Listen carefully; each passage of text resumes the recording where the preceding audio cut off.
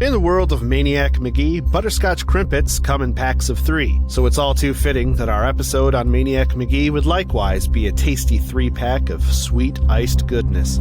He's risen to greatness, been taken down for daring to be exceptional, found a new happy home, and lost it all over again. Will this extraordinary child make it in a cold, cruel world?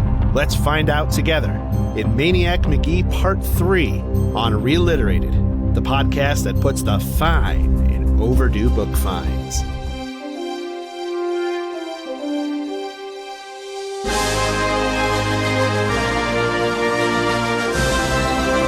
Welcome to ReLiterated, the lowbrow book club where 3 completely unqualified man-children read or reread the books we had to read in school, read for fun, or were otherwise popular during our childhood in the 90s, and reflect on the lessons we took away from them back then and compare them to how they read now from our current-day perspective, as our bodies deteriorate and our metabolisms slow way the fuck down because we're grown-ass men. We use language too mature for kids, analysis too immature for literary scholars, and ignorance too profound to be inoffensive to everyone. I'm Andy, and I have a question for my co-hosts. First, to start off with Harold. Harold, Blues Traveler, Runaround, or Sister Hazel, All For You? Which is the better song? Oh, well, that's tough. I'm Harold, and I'm going to go with Sister Hazel, All For You on this one. Runaround is definitely going to be a lot of people's choice on that, but I think that Sister Hazel with All For You, that's a song that you can get a lot of people in a group when it starts getting towards the end and it's All For You and over, and people will sing it. So you're going with Sister Hazel on this one? Sister Hazel. I've been a Sister Hazel fan for years. All right, let's pose the question to the third crimpet in the pack. Josh, same question. Runaround or All For You? I prefer Runaround. I actually like a couple songs by Blues Traveler, and that's why I feel Runaround is a stronger song, because there's also Hook, which is my favorite Blues Traveler song. So I'd have to go with Blues Traveler on this one. So finally you figured out, but it took a long, long time, huh? Yes. For me, it's hard to say what Josh sees in Blues Traveler. Sister Hazel does have more songs than All For You, though. They have another song called Champagne High that never really got a lot of play on the radio, but it's a great song. And others that I did not prepare for. Well, we're all just flying by the seat of our pants and not preparing for anything. We're just kind of going with it. And speaking of just kind of going with it, we have an announcement to make about our podcast. Our first 3 episodes were 2 weeks apart, and in the course of doing this series, as it turned out, on Maniac Magee, we've decided that recording a few episodes, one on top of the other, and having kind of a cluster of them ready to go puts us in a pretty good spot where we can start to release these episodes on a weekly basis rather than make y'all wait a couple of weeks for the next one. So ReLiterated is transitioning to a weekly podcast instead of bi-weekly, which I'm excited about. I'm excited about this too. I think it'll be easier for people to get the podcast, and especially when we're doing something like Maniac Magee where there's 3 parts, no one's going to want to wait 2 weeks to get to the next part of it. So it was either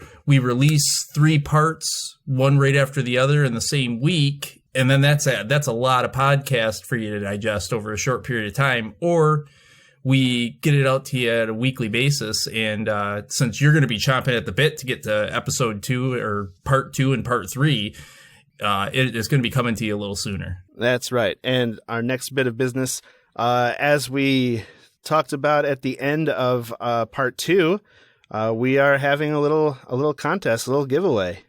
Some yummy butterscotch crimpets. Yep, we tried them on our first impressions video, because none of us had ever had them before and wondered what they were all about when we were reading Maniac Magee. So we ordered some. We recorded our thoughts on them and what they tasted like and everything. and we put that on our YouTube channel and on our subreddit rather. And because we had to order away for them, we wound up with a little bit extra. So we decided that we're going to give away our extra boxes of Krimpets to 2 lucky listeners who all you have to do is send in a message either to our Gmail account, reliterated@gmail.com, or really interact with any of our socials because we really want to hear from our listeners, and just use the word Krimpets, and we will throw your name into a hat, have a drawing, and 2 winners will receive a whole box of Maniac Magee's favorite snack cake. And if you don't know how to spell Krimpet, it is spelled Krimpet, Krimpet. Yeah, that's a good thing to add. Some people might think it's a C. And let me say, as we saw in the reaction video, at first I said in that video that if I didn't have any other snacks around, these would be up there. But then I polished off the whole box of Krimpets almost that night, and then a few the next day, and realized that I actually really like butterscotch Krimpets. And now when I'm reading about Maniac Magee, like just demolishing these things, I'm thinking, it makes sense. I get it now. Yeah. Well, I thought that your child's description was probably more apt than anyone else's. Oh, yeah. My youngest said, "This is delicious." Adorable. Oh, just so adorable. So cute. So yeah, if you want to taste the delicious, then shout out some Krimpet, and you might be getting a whole box of your own for free. And with that, by following our Twitter or joining our subreddit or even our Instagram, which hasn't gotten as much play, but again, if we get some followers on there, I'd be more than happy to start posting more photos. You can keep up on what's coming up and some extra stuff that we have. We will put out some trivia here and there. We've put out a video on the subreddit from the Goosebumps episode with Jeff Goldblum, as we promised. And yeah, it's a good way to keep in contact with us, find out what's going on and what's coming down the pipeline. Absolutely. Well, I think we've kept our listeners waiting long enough. How about we get right to part 3 of Maniac Magee? And what a part it is. Part 3 of Maniac Magee begins in January of that year, just after Grayson passed away at the end of the last episode.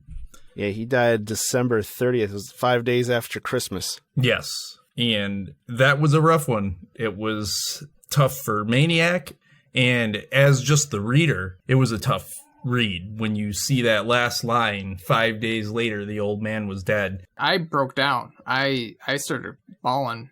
That line broke me. I'm like, this is for kids? Oh.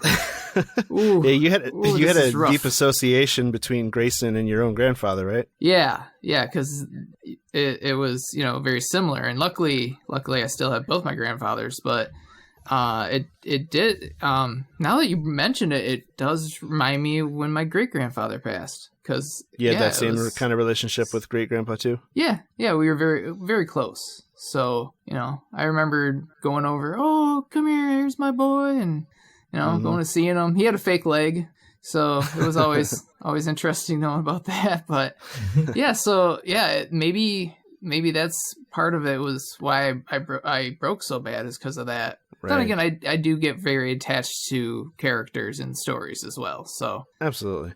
And imagine if that's all that you have in the world, that is your home, your family, and you suddenly lose it. That's where Maniac is at right now. He can't even go back to the storage room in the band shell. So he's out just running around and sleeping wherever. Well, and he mentions that even if the superintendent had allowed it, he wouldn't have been able to stay there. Maniac at this point, as it describes, is drifting from hour to hour and day to day alone with his memories. He's eating just enough to keep himself alive and only warming himself up enough to keep from freezing. It's pretty tough. And at this point, he's actually, having gone back to the band shell where he was staying, all he did was took a blanket, some food, The glove, of course, as many books as he could fit into the satchel that Grayson used to take his stuff around on the minor leagues. And of course, he got rid of the number on the door. Because it was no longer a home. Yeah, he painted over the address because it was no longer his address. He would have times during the day where he would just be jogging along, but then he would burst into 20-second sprints and just kind of be furious. And for good reason. I mean, we've got a kid that's lost his parents, went to live with an aunt and uncle that hated each other, ran away from there, found some people in the East End that took him in. He loved that family. He had to leave because he felt he was a danger to them. He meets this old man and finally has this father figure that is a friend, and he grew with him and learned from him and enjoyed the company. And I mean, as it taught him how to read too. And he taught this man how to read, yes. And this man taught him how to properly play baseball, which is obviously Maniac is an athlete. He enjoys that stuff. You know, right. For Christmas breakfast, they had love. Like, that was something that filled him on Christmas breakfast, is what that means to me. And he's lost it again. He's lost it. So he's running all around the surrounding communities in the Philadelphia area. Basically, the only place he wouldn't run was the bridge over the Schuylkill River where his parents died. Yeah, I was gonna say his memories are coming back, and that's a memory that they didn't bring up much earlier in the story, but they bring it up now more so. Well, suddenly it's relevant. I mean, he probably remembers his parents to some extent, but more than that, he probably remembers the story of what happened to his parents. So that's his association more than anything, is what happened to his parents, not what his parents were like. Because 3 years old, you might remember some things, but you're not going to have long, solid memories about everything. True. Yeah, and that trolley trestle is the representation of the first and one of the greatest instances of separation and home breaking, I guess would be the term for it, that he experienced. He did go back to the buffalo pen a few times. He could cover himself with some straw as well as his blanket, but he would also sleep in an abandoned car or empty garages or a basement stairwell. He visited the Salvation Army a few times for some food, and he would do odd jobs for housewives and run errands for shopkeepers because he didn't want to beg. He ended up at the Valley Forge Memorial at some point, and I guess there's these little cabins there, and they're small and they're reminiscent of the cabins that Union soldiers stayed in during the Civil War. Shelter replicas. Yep. And he would stay in them. They didn't have a door on them, but he was sleeping in them. He'd cover himself up. But I mean, we're talking, this is January cold, and he's sleeping outside with barely a shelter around him. I can't even imagine what that would be like. I don't like it when it gets down to 60 degrees in my house during the winter. There's a paragraph here that describes kind of the mindset that he's in, and it reads: "Dreams pursued memories, courted and danced and coupled with them, and they became one. And the gaunt, beseeching phantoms that called to him had the ragged-wrapped feet of Washington's regulars." That would be George Washington, and the Valley Forge is the site of the Revolutionary War. Okay, yeah, Revolutionary War. Yeah, that cold winter that Washington and the troops spent there. I take it back. I had my history wrong. Were you thinking like a Civil War type of? Yeah, I mean, I just off the cuff right now when I was talking, I was thinking Civil War for some reason, but I know that George Washington was in the Revolutionary War, so clearly it was just a misspeak this time on my part. It's cool. I gotta stop taking shrooms right before we do this. I didn't. Yeah, I think this would be way more off the wall if that happened. And there's spiders on my ceiling. But continuing that paragraph, he's seeing like he's not actually seeing the ghosts of Washington and his army or whatever, but it's coming convoluted with the faces of his mother and father and Aunt Dot and Uncle Dan and the Beals and Earl Grayson. In that bedeviled army, there would be no more recruits. No one else would orphan him. So he's decided that he's been the victim of a whole line of people who, I guess from his viewpoint, they left him, even if it was outside of their control, even though he was the one that left the Beals. But it kind of says that they all orphaned him, and he is dead set on never letting that happen again. He's in a moment of self-pity here. He's in a moment of deep depression. It's deep depression, yes, but it's self-pity at this point right now. And it's similar to Amanda blaming him for what she said earlier. Now, he's left his Aunt Dot and Uncle Dan. He left the Beals. Earl Grayson is the only one that left him in a way. Okay, but he's saying no one else is going to orphan him. And his parents, yeah, they left him in a way too, yeah. So it's not necessarily that he's blaming them, but he's definitely saying no one else will orphan me now.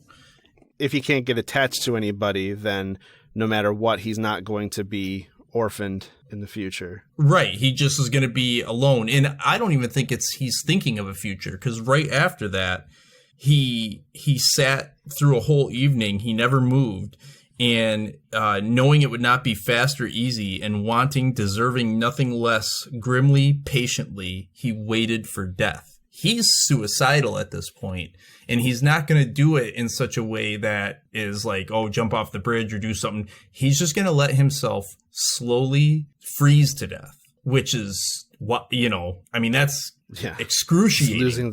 Losing the will to live. Right. Yeah. On the second night in the cabin, though, he heard some voices, some little voices, and they were definitely not soldiers' voices. It was two kids that appeared to be arguing about which cabin they were going to go into. They're tired and they want to stop. They're calling each other meatball and beef jerky. Yeah, I love their way with words. They kept calling each other stupid meatball and beef jerky, basically using meat as an insult. But there's just a couple of young kids who are also looking for a warm place to stay for the night, and they stumble upon Maniac in his little shelter. Well, I don't think they actually found him. They were in another cabin and they fell asleep. Because it says there was silence after that. Silence. Hold on, I'm coming, and that was all. And the ghostly soldiers returned, their haunted eyes seeking warmth, food, and life. So in the next day, it wasn't right away, but yeah. Yeah, I think it's basically saying there when it says here there was no morning, only daylight. I think it was Maniac for once slept past the sunrise, and he gets up and he goes outside and. There's a good one here. January slipped an icy finger under his collar and down his back.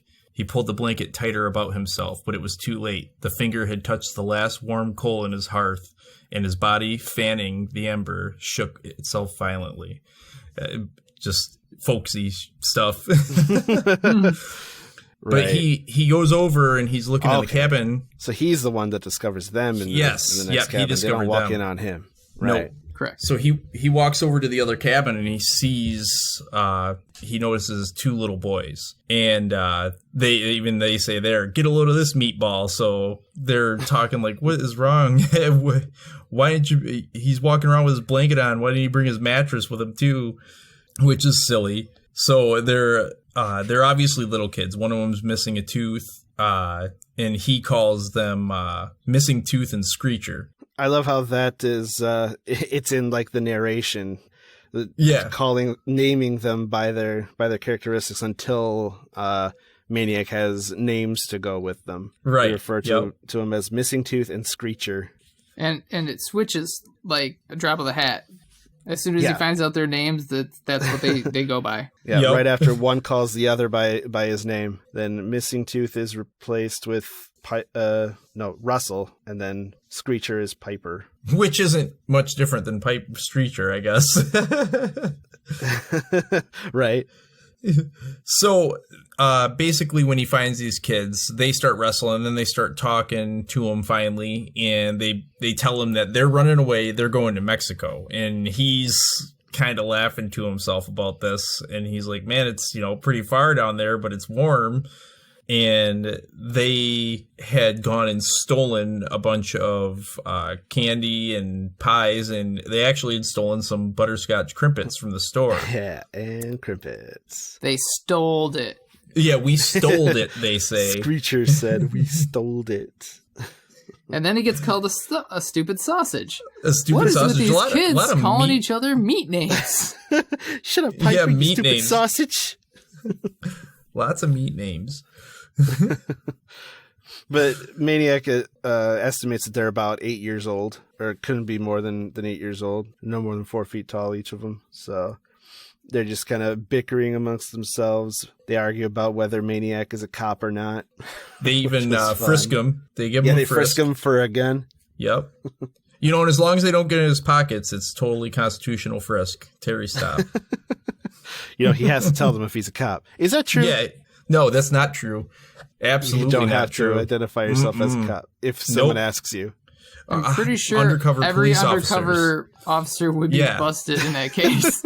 Yeah. So no. we're here to tell you right here, No, right now on the ReLiterated podcast, they don't have to tell you they're a cop if you ask if they're a cop. In fact, there are some very strange rules to, I mean, even if they're interrogating you, they can lie to you. They can tell you they found what they're looking for and try and get you to give it up. So no, there is no rule against that kind of stuff. Yeah, but that's entrapment. No, they can't coerce you into it. And entrapment is something entirely different. Hey, rule number 1, get a lawyer. The best thing you can do if you're ever in trouble with the police, and I'm not advocating that you do something to get in trouble with the police, but the best thing you can do is you could recognize something they actually tell you. You have the right to remain silent, and you should exercise that right until a lawyer comes there and speaks with you first. Anyhow, moving on. Gather around, children. We're going to teach you how to be a criminal effectively. Yeah, no, I'm not trying to say how to be a criminal, but, you know, you can get yourself in trouble. You can incriminate yourself because you get fumbled up, you're nervous, you say something wrong, they take it, anything you say can and will be used against you. And so you don't want to incriminate yourself because you fumble your words. So Anyways, Maniac's totally not a cop. yeah, he's not a cop. He gets them to go to Cobble's Corner, and what he tells them is he's from Cobble's Corner Pizza, and every week they find somebody that wins a pizza, and this week he found them, and they have 24 hours to come claim their prize. So he convinces them to come back to get pizza, but it's a 5 or 6 mile walk from 2 Mills. So I mean, these two kids got quite a ways away from their house. 8-year-olds in 1980 something were built different, I think. They must have been. Or is this the 70s? We're still trying to figure out what the time period is. I'm thinking if it's 70s, it's really late 70s. If it's 80s, it's early 80s. I mean, Grayson, I think that Grayson lived a hard life. They don't talk about it, but I mean, he was a baseball player. He traveled to Mexico. He did all these things where he was traveling around. I assume he probably had his own vices as he was going through life. So, I mean, based on the fact, the medical technology of the time and the way a man like him would have lived without going to doctors, no doubt, right. He easily could have died in his early 60s, late 50s. And then when you're struggling, living so long, just when you're living so long, just hanging by a thread, you're like working at a park and chalking lines and doing janitorial work at a little park zoo, right? Whatever, living at the Y. That puts some years on you pretty quickly. Yeah, absolutely. Mm-hmm. I find it pretty interesting that Maniac goes from, he's given up the will to live and, he just, the last coal in the hearth went out and he starts shivering, probably about to freeze to death. But then he comes across a couple of 8-year-olds running away from home, and his immediate response is to take care of them by tricking them back to town or to home.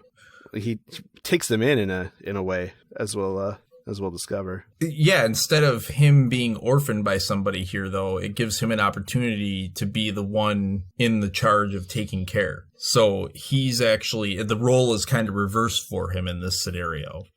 And he does this by kind of going along with them, saying, you're taking the long way to Mexico. If you come back to 2 Mills with me, I'll show you a shortcut. So he's using all these tricks to make them believe that he's on their side and running away from home. But he takes them back to town, gets them fed, takes them home. Oh, he doesn't take them right home. Not right home. No, he takes them to the pizza place first. To the pizza place first, yeah. Yep. And he confines himself to 3 glasses of water and half a dozen crimpets, which I concur, man. Half a dozen crimpets, that's easily a 10-minute ordeal. He should have had with those crimpets is chocolate milk. Yeah, how was that? You said you tried them with chocolate milk. Yeah, it's pretty good with chocolate milk. Okay. I mean, we are the chocolate milk friends. Did you dip them? Absolutely. I wish I would have thought of that. I did not dip them. I have some left. I should. Oh, that's what I meant. I thought you dipped them in the chocolate milk. No. Oh, man. Well, clearly that is the better way to do it. Again, I'm lactose intolerant. So get some chocolate silk. Ooh, yep. I should get some chocolate silk. It's so you're the expensive, chocolate though, but it's silk so friend. Good. That dark chocolate almond milk, that's what you need. I know. It's really good. But they're at Cobble's Corner eating pizza, and Maniac's got some crimpets. And the boys agreed to go back home at least for the night before setting out for Mexico in the morning. So they're on their way home when Maniac hears a familiar voice coming towards them. He turns and he sees Big John McNabb coming right towards him. And he is angry. And he's barreling towards them, and Maniac thought he might run off. Oh yeah, this is also where we discover that these kids are John McNabb's little brothers. Yeah. Like, Maniac originally thinks that John is coming for him, but he gets to him and screams, "Where you been?" And the kids respond, "We wasn't no place, John. We was right here with this kid." And that's when John recognizes him as the kid who hit his frog ball way back when. And he says, "So what are you doing with my little brothers?" Which I thought was a really good moment. Yeah, it is kind of cool. And he convinces John that he was not kidnapping his brothers. In fact, he's trying to return them back to the house at this point right now. And I guess these kids run away from home about every other week. And they find out at this moment, the kids find out that the pizza person was actually Maniac Magee, which now they're really interested in him because he's the guy who hit all their brothers' balls out of the park, including the frog ball, which he bunted. And John is getting upset because these kids are rolling around on the sidewalk laughing about the fact that this is the guy that beat their brother. But Maniac's kind of learned a thing or two about shaming bigger kids and how people react to his physical feats, like when he kind of embarrasses them. So he starts helping John save face a little bit with his younger brothers. Tells him that John was that he was hitting a lot of fastballs because that was all he threw at him that day, but it was because he was saving a special pitch for the next day that he had been working on, winking at John the whole time, which was written pretty fun. Yeah, because John's not getting it. Yeah, sure, because he doesn't know what Maniac's even talking about at this point. First off, it didn't happen. Second, he has no idea what the special pitch is because, as we know about John McNabb, he only throws a fastball. But Maniac tells the kids that the pitch that John was throwing at him, that he couldn't even hit a foul ball on it, was the stop ball, which he got that story from Grayson. The stop ball, the kids say? Now, do you think that Maniac actually was going to teach McNabb how to do the stop ball, or was it just the story to help him save face? I think it was just a story. There's a whole thing here about legends and stories and impressing people with tales of grandeur. It would have been interesting to see him try to prove it. I don't know that Maniac would want to give something like the stop ball to a person like McNabb. I mean, at this point, he's trying to, cool the situation, but I would imagine he's hoping it's going to blow her over because the stop ball is something he learned from Grayson. And I don't even know if it says that Grayson taught him the stop ball. He just I remember him pitching it to him. Yeah, that's true. That's true. So after this, he's invited to go back to their home. And who, boy, is the McNabb home just a pit. It's something, I'll tell you. And I think it's funny in this book because when we look at any of the, this is where we get to a difficult subject, but any of the white people in this book have been suggesting so far that, EastEnders, where the black people live, they live like terrible. They're like, it's all bad over there, yada, yada, right? But then we get to McNabb's house, which is a white family stated lightly. And this house is just a disaster, and the people living in it are each in and of themselves disasters. These kids are running away every couple of weeks. McNabb, we know that he's a total dick, and he leads a gang of kids, and he tries to lead through fear, and he's a bully. I believe he would beat someone up if he caught up to him. If they had caught Maniac Magee when they were chasing him, they would have beat him up. But we get in here, and Maniac sees this little mongrel running through, some dog, and it's peeing on the floor. And immediately John says to Russell, clean that up, and Russell says to Piper, clean that up, and Piper just walks on by, where Maniac sees it, and he's like, okay, I'll just grab this newspaper and put it on here, because we know that Maniac is the type of kid that does the dishes without being asked. And he finds this newspaper in a stack in a corner. So far we've got animal piss and stacks of newspapers, and they leave the front door wide open even in January. Yep. And it smells like this isn't the first time an animal has relieved itself on the floor. It's probably why the door was open, to be honest with you. Right. Absolutely. Why? Probably. Yeah. There's cans and bottles laying all over the place. There's peels, cores, scraps, rinds, wrappers, and everything that would normally be in a garbage can. And there are raisins everywhere. Pretty sure those aren't raisins, guys. Yeah, there might be raisins still. I mean, right? They're everywhere. Not usually raisins. So he gets hit in the head with a tennis ball. He's walking through, and he looks up, and there is a hole in the ceiling to the second floor that's big enough that these kids could jump through it at the same time. Yeah, they threw a tennis ball at him through the hole in the floor. Well, the ceiling / floor. They're already up above him. He runs a hand along a wall, and the paint peels off like cornflakes, which is really effective imagery. Yes, yep. The living room and dining room were really bad, and he didn't think anything could be worse until he got to the kitchen. He sees a jar of peanut butter on the floor, and it looks like someone had run up, jumped into it, and skied a 1-footed track to the stove. On the table, there was a bird carcass that looked like it had an autopsy done on it, and he couldn't identify the bird, but it might have been a crow. And the refrigerator had 2 food groups in it, mustard and beer, which is an odd combination. Wow, I had and mustard? Also, yeah, right. But also in the fridge is an even more abundant source of raisins. Yeah, but wait a second, these raisins are moving around. Yeah, that's because they're roaches. Disgusting.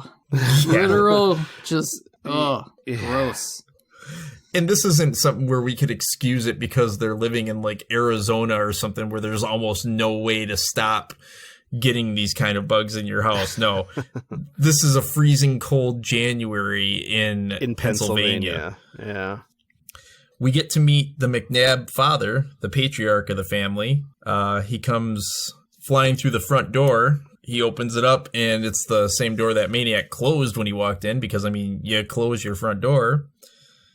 Yep. It's freezing. He's not wearing anything but a sleeveless green sweatshirt, rather. And sleeveless sweatshirt. His arms, he's got tattoos all over his upper arms. His hands are nearly pure black. Who knows what he's got on him? And he's just got a bag full of Burger King. Wash your hands, dude. Right? I like this one. He takes a beer from the fridge. He drowns half of it in one swig, belches, double clutched, and belch again. Now, I had to take the time. I know what double clutching is in a car. This is where you push the clutch down and start coming into gear while you're in neutral. Okay. I was unaware how it was intended here, but I think that's kind of what it's saying is he drank the first one, belched, and then near the end of the belch, finished the beer off and belched again. I think that's how it means. So it's like, like awesome. Yeah. But I thought, I mean, for him to use double clutched here, it was kind of interesting because I'm like, I know what double clutching is when you're driving. So I had to try and put it together what exactly he meant there. I guess just imagine the sound of it, but coming from this disgusting dude's belch. Burping, yeah. So all of a sudden, what do we get? The kids actually do jump through the hole in the ceiling. A couple of 8-year-olds just jumping through a hole in the ceiling. And nobody's trying to stop them or tell them no. And they're excited for the food. There's clearly enough of these Whoppers here for everybody, but these two kids want the same Whopper. They tear it apart. It spills everywhere. They splurt sauce. And the cheese splurts and everywhere. chips. Well, one kid falls back and hits the table. The other kid falls through the doorway to the cellar and rolls down the stairs and then bursts into laughter. I mean, kids are almost cartoonish in the lack of damage they're taking from the things they're doing here. That's right. This little kid just fell down the stairs and he just describes it as hearing the laughter after the final thud. Yep, he's fine though. He's fine. Because he's just jumping from the second floor to the first, just through the hole. Dad asks here if they got the blocks, and John says no, and the dad says, "Hey, we need more of those," and John's like, "Yeah, I'm busy, this and that," and moves along. He tosses Maniac a Whopper, and Dad heads right back out the front door and just yells, "Do your homework." It was interesting how they did this too. Scene. McNabb the father swaggers bare-armed out the front door, bellowing back, "Do your homework." Scene. Maniac retrieves the wet newspaper from the living room. There are no waste baskets in the house. He finds a trash can in the backyard next to a pile of cinder blocks. He dumps the soggy papers in the can, which is empty. Scene. Small turds of an unfamiliar shape appear here and there along the baseboards of the first floor. Please don't be rats, Maniac prays. So, I mean, it's just... Yeah, I love it. It's... Not only is Jerry Spinelli like a poet writing a novel, but he's also like a screenwriter writing a novel, because this plays out like a montage of horrible, awful disgustingness that these McNabbs live in. Yeah. They play football in the house, but you don't have to worry about the windows getting broken because all of their windows are boarded up with plywood. Maniac hears some rustling behind the stove, and he's freaking out because he thinks it's rats, but he ends up finding out it's just a box turtle that apparently lives in this house as well. Munching on old Whopper lettuce. Apparently, everyone drinks. Everyone drinks beer. Even the young kids, Russell and Piper. Kitty Cobras pop their own beer cans. Guzzle, swagger, belch, smoke, curse. Yeah, they drink and smoke at 8 years old. Yeah.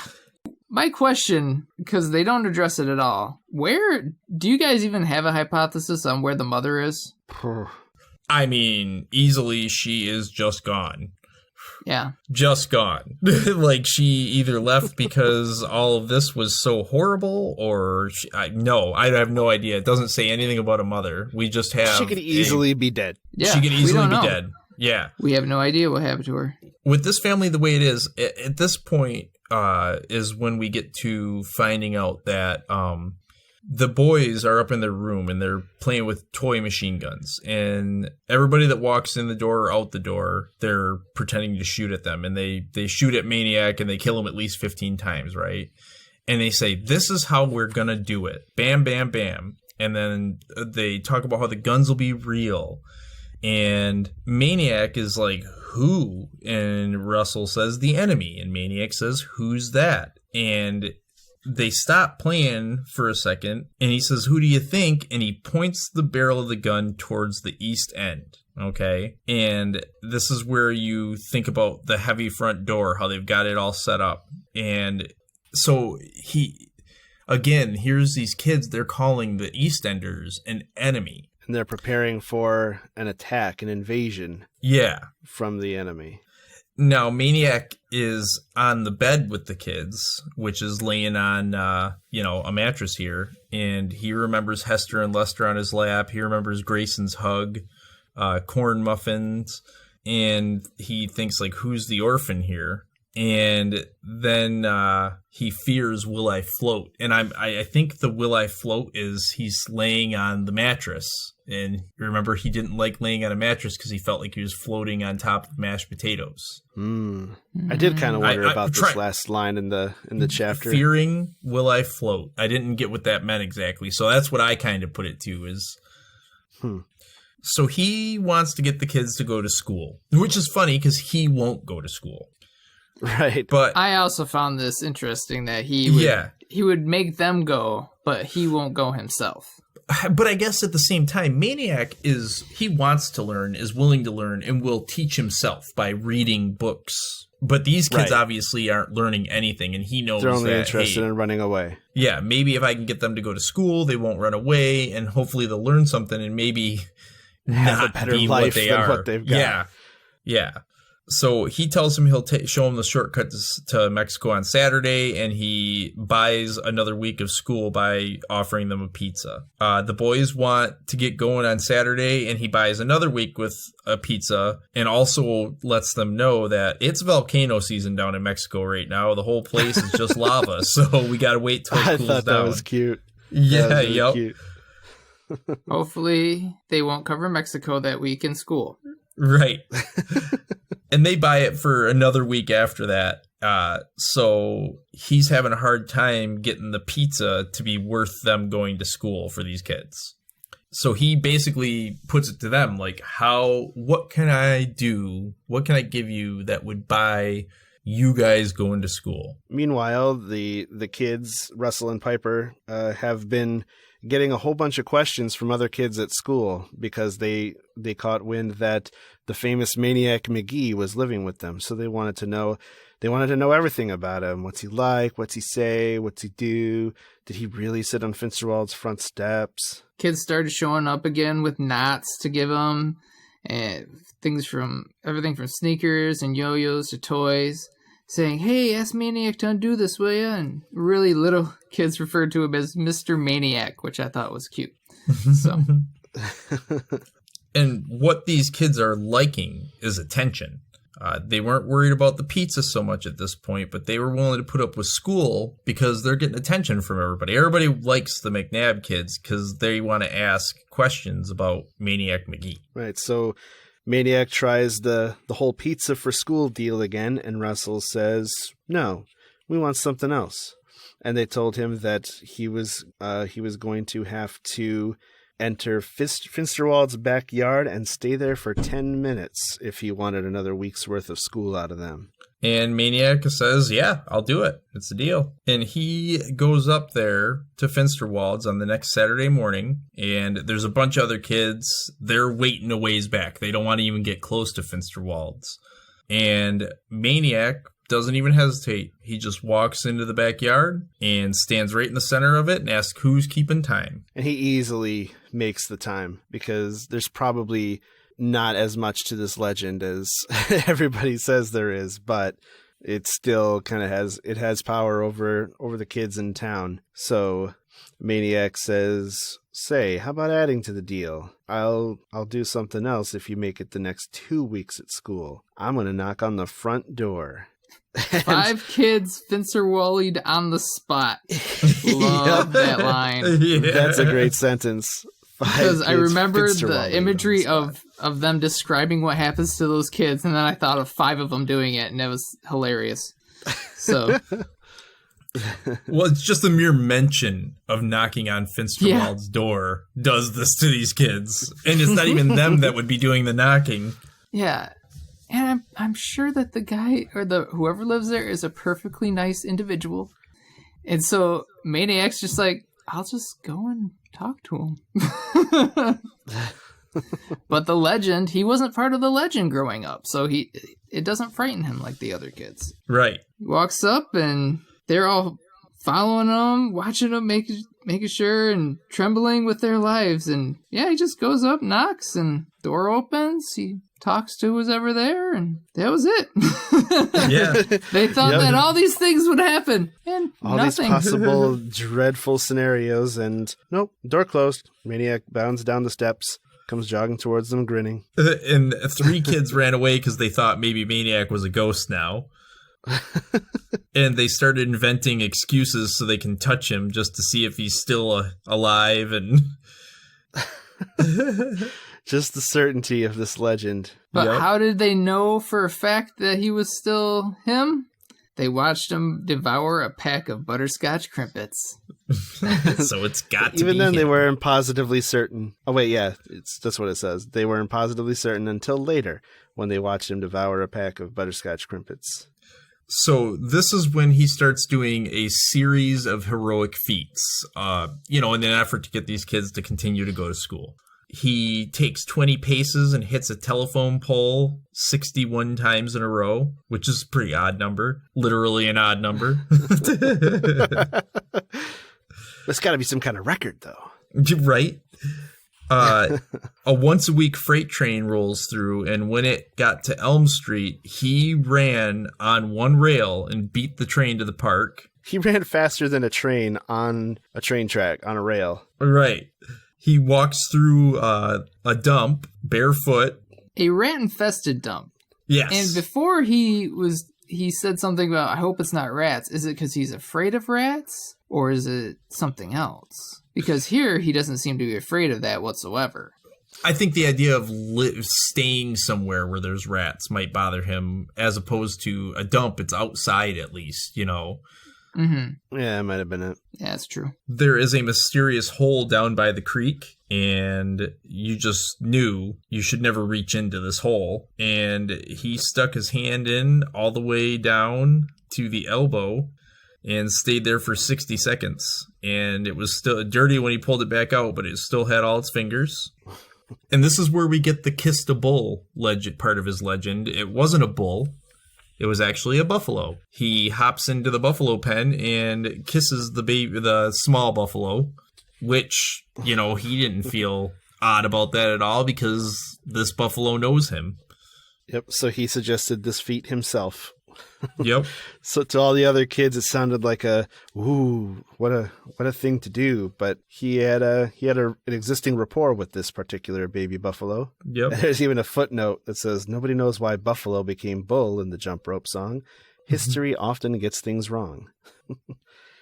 Seems kind of important. Yep. So basically, the kids are getting a bunch of attention from this. They keep on getting boosted higher in everybody else's eyes. And it's working through March at this point. And Maniac understands that these kids require payment in order to go to school. And he loved meeting the challenges they were making up. So it didn't really bother him to do it. And it made it so that he could get the kids to actually go to school. And one day they make a challenge that to them is the most perilous challenge of all. They challenged him to go into the East End. Now, for Maniac, this might seem a little bit perilous because he feels like he's not welcome there. But at the same time, he's not scared of going to the East End for the same reason that these kids think he should be scared about going into the East End. I think it's best stated in here. It says, it was himself he was afraid of any trouble he might cause just by being there. Right. So it was he just didn't want to cause trouble. Right, and essentially. Him being who he is.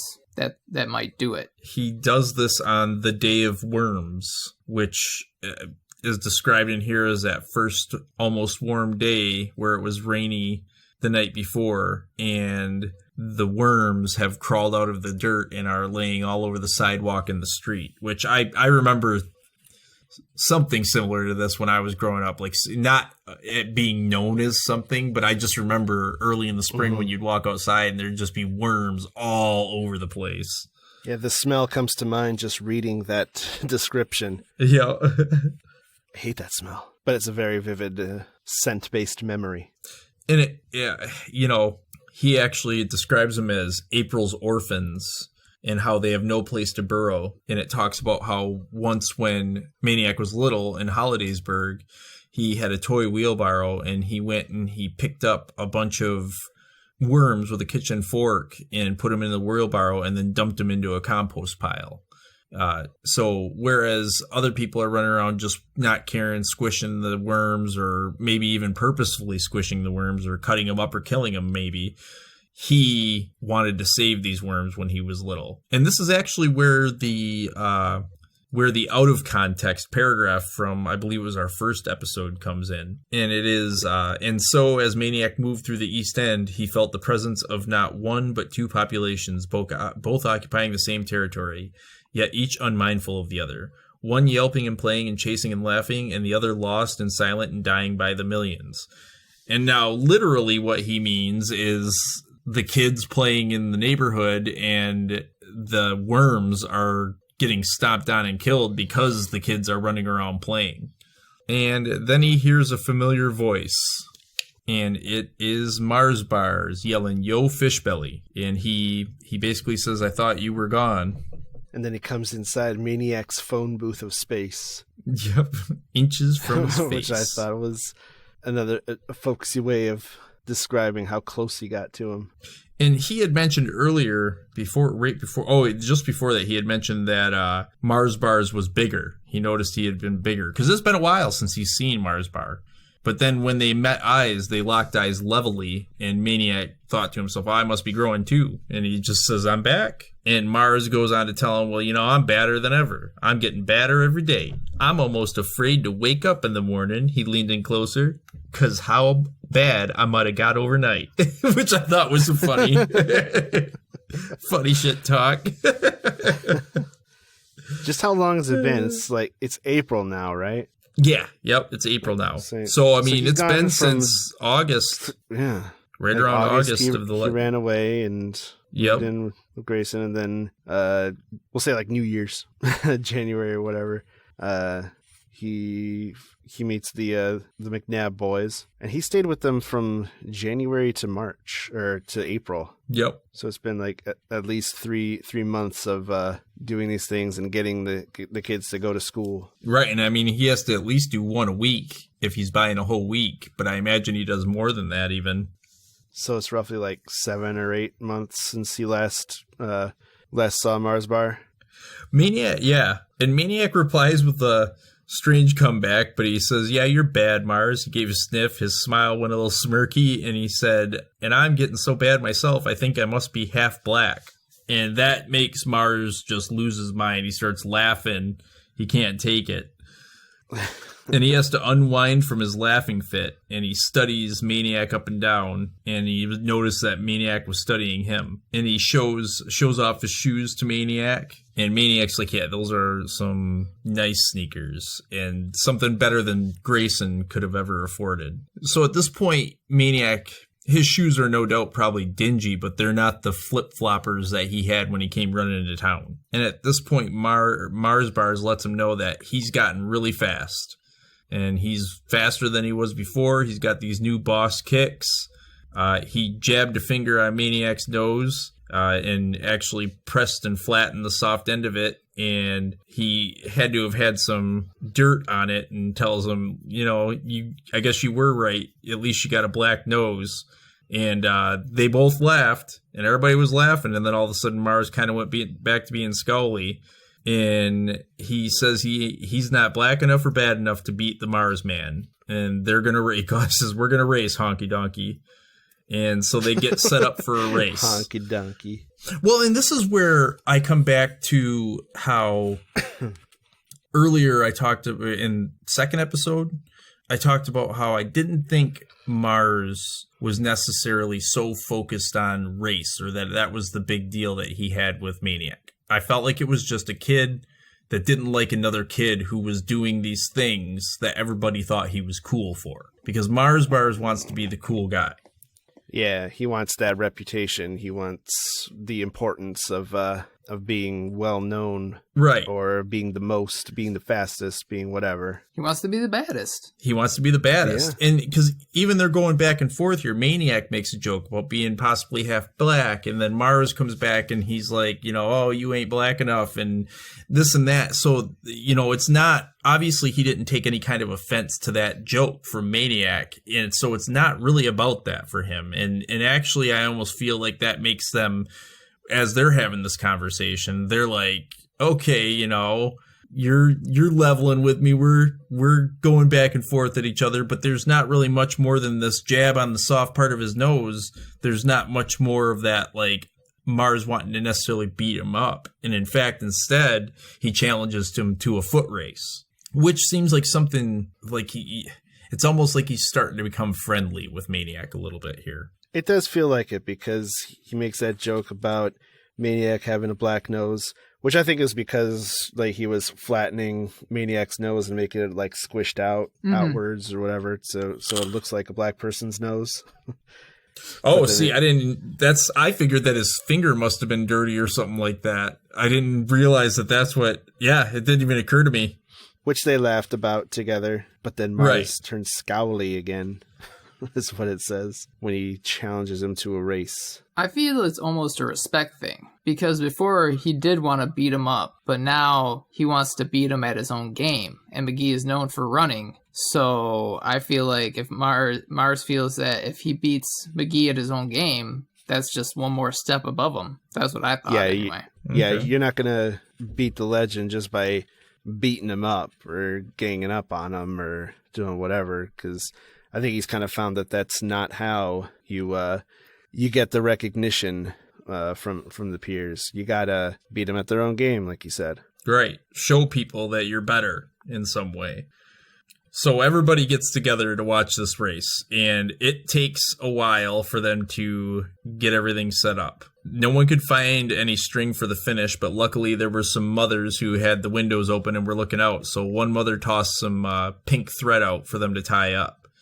Then they had a big enough deal that even the mothers they're watching out the window. In this whole thing. Everybody's interested. The little kids, the big kids, the moms.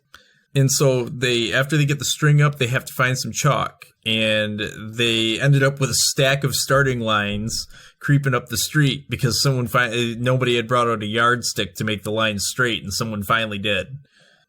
And then there's want to make sure that this is as fair as possible. Yep. And then there's this whole argument that gets ready that happens after Bump Gilliam, Mars Bar's best friend, is going to call the start. And first he says, get ready. And then somebody's like, no, you say, take your mark. And then it was a huge argument. There was almost a fist fight. And finally they came to an agreement that he would say, get ready on your mark. And then people start saying, go Mars. And, he's like, no, Bump Gilliam's like, shut up. You can't say anything when the starter's talking. And so then, of course, everybody starts chiming in anyways. It's smoke 'em Mars, waste 'em Mars, do the honk barman. And then one voice from among them comes out and says, burn 'em, McGee. And it was none other than Hands Down.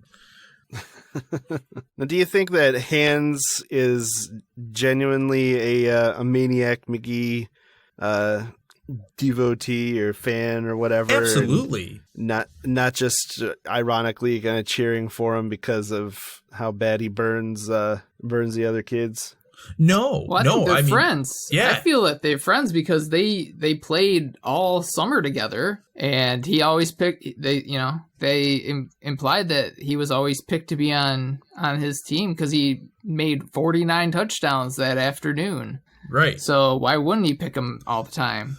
And he would definitely think that McGee's going to win this one. And again, this is where we come back to Maniac has this perception that the East End is bad and people want him gone. They didn't want him there. But the reality of this is most of the people that live there liked Maniac. There were a couple of people. He's having a foot race with one person that didn't like him. There was an old man that has not had any more mention in this story because he was probably, somebody came and took him and walked him back home. This old man probably had, dementia or something and had wandered out of his house, and saw something and felt like it was the 50s or something, and I don't feel like all these people hated him. Maniac was taking it too personally because he had not, at that point in the story, he had not really encountered resistance from anybody. He had only encountered good stuff. And even when he encountered resistance, he kind of slipped out of it with happenstance. Mars Bar was the only person that really pushed anything towards him, and McNabb and his gang of Cobras had chased him, but it wasn't anything too serious. And his perceptions at that time were so literal that he was like, this one person. But when Fishbelly Go Home showed up on the house, truly, yes, it could have been anybody. It didn't have to be Mars Bars that did that. Okay, and when Amanda's Encyclopedia A got ripped up, it could have been anybody. So to Maniac at that point, the unknown almost made it feel like there's a lot of people that don't like him. But that isn't the case. I think hands down really likes Magee and that they're friends. Enough of friends that he recognizes who he is and everything, even after months and months of him being away. And again, he is the only white kid in the East End right now. So Bump finally says, get set, go. And Maniac has trouble with how he wants to run this race. And I think it's funny because this is a race where, I would imagine it as if I was going to race against some kid, I wouldn't be having thoughts as I'm racing other than don't fall down, don't fall down, don't fall down. But Maniac is thinking about it as he's running. He's thinking, hey, how should I run this? I want to win. But if I win, there could be consequences. What's that going to mean for everybody if I win? Should I beat Mars Bar? Should I not beat Mars Bar? He's so sure that he's going to win, and he's probably right, that he's trying to decide if he should let Mars win or not, And as he's making these considerations, he's slowing down a little bit, and then he sees the bottoms of Mars' sneakers getting ahead of him, and it just automatically...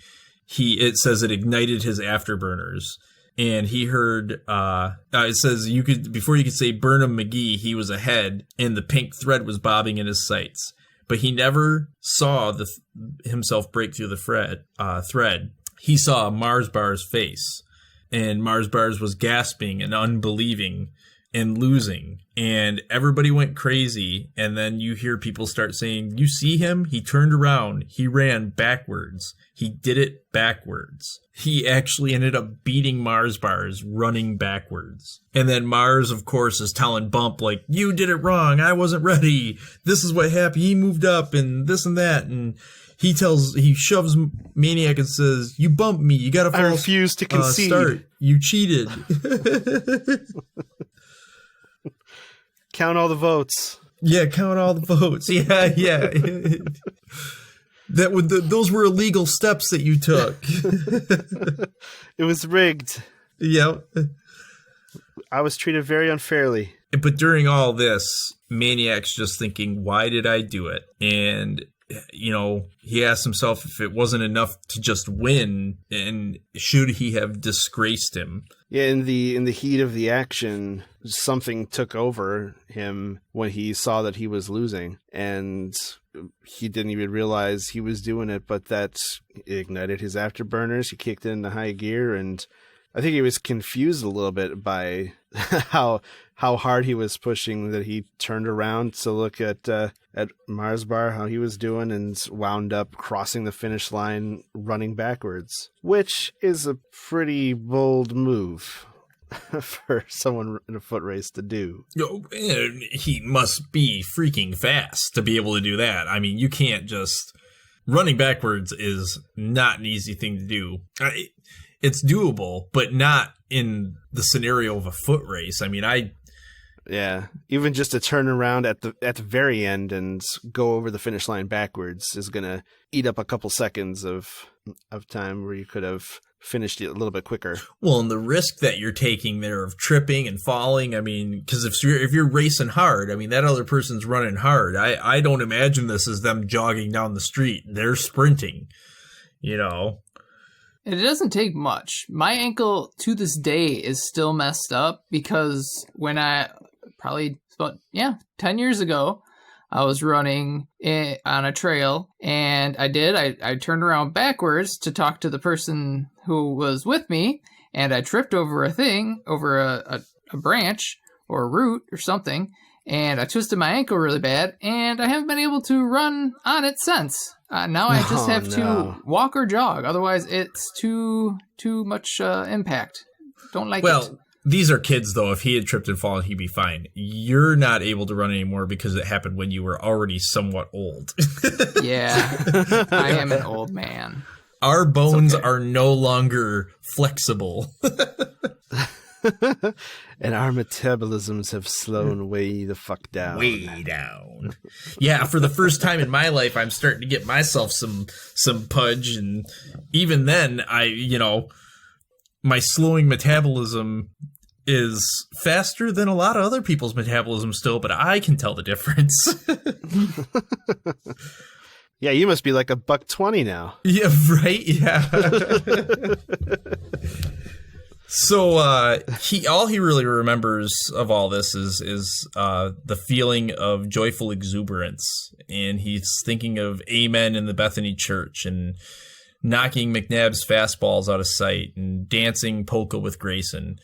And, a lot of these things, as we're coming to these points of him returning to Two Mills in this way, it's a lot of memories of everything that's happened so far and how it made him feel.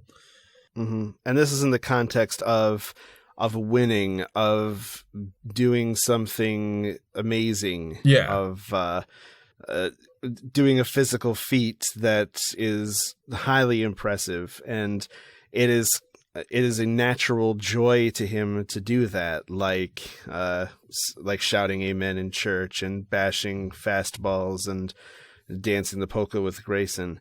And he wonders maybe it was that simple. After all, who asks why otters toboggan down mud banks? But that didn't make it any less stupid or a rotten thing to do. So winning is a natural thing for Maniac that he's wondering he might want to embrace it. Right. I mean, why be upset if you're good? And Mars Bars might be mad right now, but it's not. He didn't run as good of a race, pure and simple. But at this point, though, the hatred in Mars Bar's eyes isn't for the white kid in the East End anymore. It's specifically for Jeffrey Magee now. So people are surrounding him. They're high-fiving him. They start calling him White Lightning. Some other people challenge him to a race. And, even say, who's going to turn their back on who in this one. Maniac just kept on moving. He just kept running. He didn't sprint out of the area, and he wished he could go to the Beals, but he didn't want any reprisals on them. And then all of a sudden he felt two little hands, and they were yelling, "Maniac, Maniac," and it was Hester and Lester. And he snatched them both up, and the door was opening, and there was Amanda and Mrs. Beale, and they were smiling at him, and he returned for a moment. So he stayed there that night. I'm sure he had a pretty good reunion with them. It was tearful and nice. Well, it says that it was tearful and nice. I'm not sure. Well, I am sure because I'm reading it. So he did slip out at dawn, though. He left before anybody woke up. And he had gone running around, and he ended up getting spotted by Russell and Piper. And they say that, they're like, "Holy crap, you're alive. We thought they slit your throat. We thought they strangled you." All these terrible things that they thought must have happened to him because he crossed into the East End. These kids have been indoctrinated at this point to believe. And this is where these kids have racism just poured into their heads clearly by, their father, their older brother, I'm sure the gang of Cobras. And I can't even imagine what real things they would actually be saying, this family would be saying, because we're seeing it from this point of view, and it's also probably trying to be a little light on it since it's a kid's book. But in the reality of the world, I mean, a household like that where people are pure racists like that, I can't imagine how terrible what the things they're saying are. I mean, they equate them with cannibals.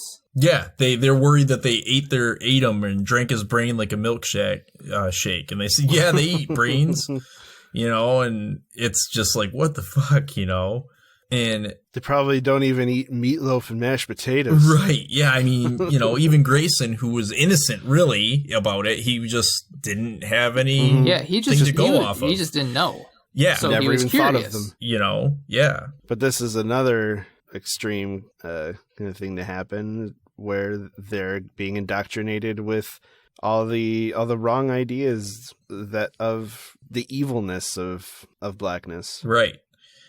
But at the same time, their concern makes Maniac feel good. Like, at least they were genuinely concerned for him, even though he thinks it's ludicrous what they thought. And then he starts hearing some thumps coming from a couple houses away at the McNabb's house. And George McNabb is yelling, "Lay him down easy, easy." And then John's saying, "This easy enough," and then McNabb thumping him down. Is the dad.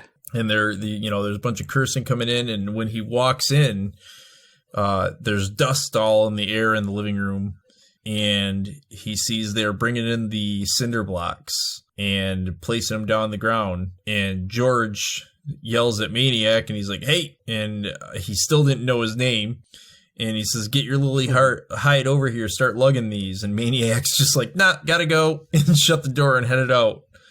And he's like, wow, they're really doing it. And he had heard of them planning it, buying cement trowels and level. They're building a pillbox in their living room.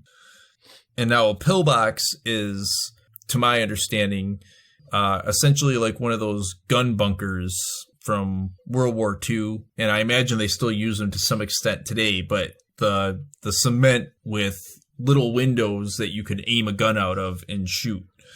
Yeah, it's a very heavily fortified encampment that, yes, the little, very small windows are what you have to shoot out of. They're race war preppers. They're race war preppers. They're believing that there's going to be a revolt, that the East Enders, they're calling them rebels, are going to come down into the West End where all the poor good white people live, and they're just going to start tearing the whole place apart. And so these guys are preparing for it, and they're sitting in their house, they're building a pillbox, and they're saying, "Let them come through the big old front heavy door, and as soon as they do, we're just going to shoot them all." And Maniac asks why, and they said they're getting ready, and he's like, and this was a conversation that came before this day.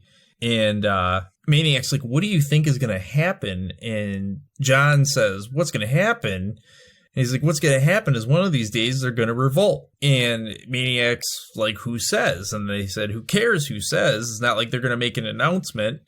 And then Maniac tried to picture Amanda and Hester and Lester and Bow Wow storming the barrier, and he's like, yeah, I mean, just for serious, these are just nice people. Why would they do this? And John tells him it might be this summer. He says they like to revolt in the summer, makes them itchy. They like to overrun the cities. This time we'll be ready. And I found this part I particularly took because, when it's nice in summertime and when something's happening, like say what happened last year, and people can actually get outside and have a real thing that they want to stand out there and be heard for and be peaceful, which is what happened. From this guy's perspective, he would have been saying what happened this summer was all riots. You know what I mean? Like, so for sure. Yeah. So, I mean, this is that viewpoint, and this is how terribly everything else that these guys think, this family thinks, this is where that perspective kind of comes in. Like they have an idea of the EastEnders, a wrong idea, but they're not really willing to learn whether or not they're wrong. They just know. And from there, they say that Maniac tried to imagine, the blacks coming across Hector and streaming in with torches and chains and all this nasty stuff and doing all this, and it didn't make any sense to him. And John basically calls them today's Indians, speaking in terms of Native Americans, but these people are terrible people, so they're using the wrong words. That's a whole nother can of worms. Yeah, a whole nother can of worms. Yeah. It's not... The Native Americans didn't do that. It was the white people that did it to the Native Americans. But we see this in the way that we watch old cowboy movies. You know what I mean? They made it seem like that's what happened, even though we know now, and we've learned, or hopefully you've learned some history and some real information. And you'd learn that, the colonists and, the American government and did terrible things to the Native Americans and terrible things to African Americans. And the reality of those two, it's clear that Maniac isn't learning it from necessarily any of that. He just knows because he lived over on the East End, and he knows they're just good people. They're just normal, good people. But these guys are living with this terrible narrative that has been pressed and pushed for hundreds of years. I said decades in the first episode relating to some of this, but no, it's hundreds of years. Generations of people. Just believing that they're all going to rise up against the white man, against control and civility, and right. And this terrible fear that they have of that, they like to play it off as them being courageous, but it's a ridiculous fear that they have. And with this ridiculous fear comes this idea that, well, before they can possibly do anything, we're going to preemptively do something. Like in this case, it's build a pillbox. In reality's case, it's make laws or make rules or do things that preemptively harm. And so they're building this pillbox. And even Maniac is saying that none of the other people around here are building pillboxes. And John's like, well, they might when they see we have one, and if they don't, they're going to be pretty screwed, aren't they? And Maniac couldn't stay in the house any longer after all this. He realized that this is not somewhere I want to be. He finally, as he puts it, there was something else in that house, and it smelled worse than the garbage and the turds. I have that line underlined too. Yeah. As do I. Yep. Well, yeah, I mean, it's a powerful line. It's a powerful line, and it's true. Just an enmity that hangs in the air, worse than an odious stench. He could stay there through cockroaches, through whoppers tossed on tables, a bird carcass, all this other stuff he could stay there through. But box turtle. A box turtle, yeah. The reality of how these people felt about people that he loves, he couldn't do it any longer. Just no way. He ran far that day, away from the town, letting the wind wash him. So, he just wants this gone. Must be clean. Yep. I have no amount of hand washing will erase this stink. But he does hear something familiar that evening. The Mrs. Pickwell whistling. So then he answered, since his first day in town, now he felt, as he had that day, that it was meant for him. The kids were excited when he showed up because here's the legend in the flesh. And they actually recognized him this time. The last time he was new in town. Mrs. Pickwell, of course, treats him like a member of the family. And they had a down-and-out shoe salesman in sore need of sympathy and a good meal. So the Pickwells are helping out their friends like they always do. Yeah, and this is the antithesis of the other people, of the McNabs. These people are so opposite, it's not even funny. They are just very nice, kind people. They want to bring people into their home. And Maniac realizes that these people in this house, at the Pickwell's house, are just like the Beals. Even looking around, he feels he can see the Beals' brown faces around the dinner table and the little kids. And he's just like, these are good people. And this was a good one. whoever had made of Hector Street a barrier, it was surely not these people. The Pickwells are definitely more comparable to the Beals, even though they're of different races, than they are to the McNabs. Even though the Pickwells and the McNabs are both white families, it's easier to see them interchangeable with the Beals. Mm-hmm. So after this, he returns to the McNabs because he's feeling good after going to the Pickwells. And he goes back, but because he had already done the thing that no one else would do, which was go to the East End, he couldn't control the kids, Russell and Piper, as well as he used to. He could still get them to go to class for free pizza, but other than that, he tried to do whatever he could. He organized a marbles tournament that could only take place at school. He tried to read to them, but they didn't care. Not like Hester and Lester really liked when he read to them. He took them to the library, and I really like this line, and then scrapped that idea after their shenanigans left the librarian bubbling and blue-faced. Blubbering and blue-faced. They were so ill-behaved that the librarian didn't want them there. And as it started to get warm out, when May came around, he didn't have any more power over him at all. Yeah, it was all done. Yep, the kids started dreaming of travel again, and they started building a raft in the backyard to sail out to the ocean. I did like the fact that at one point he turned to see an ancient, rusty gas hog convertible rolling by with Russell behind the wheel and Piper jumping up and down and shrieking in the back seat. By the time Maniac caught up, they were gone and the car was shuddering against a telephone pole. 8-year-old boys stole a car and crashed it into a telephone pole. Fantastic. He ended up having to catch him and take him back to the grocery store to return all the stuff they'd stolen, all the bubble gum, and he didn't like having to do this. It was bothersome for him, and he would run in the mornings and he'd read in the afternoons, and he was always trying to endure the crazy nights at the McNabb's house. And he was wondering why he didn't just drop it and get away from him. The answer was never clear. And I think it's a win thing for him. Again, he's good at winning, and he wants to somehow, maybe he can change these people's mind about the way they feel or what they're doing. Maybe he could save these two little kids. Yeah, he had applied himself to being a father figure to them, but he was very, very quickly losing control. Yep. He didn't want to abandon them because he felt like he would be abandoning something in himself. Right. However, he still held back. He prodded and persuaded and inspired and bribed the boys to do right, but he never forced them, never commanded, never shouted, because to do so would be parental, and he was not yet ready for that. And I love this line: how could he act as a father to these boys when he himself ached to be somebody's son? Mm-hmm. I like that too. I liked how he described the kids as being identical to Hester and Lester, but they were spoiling and they were rotting from the outside in like a pair of peaches in the sun.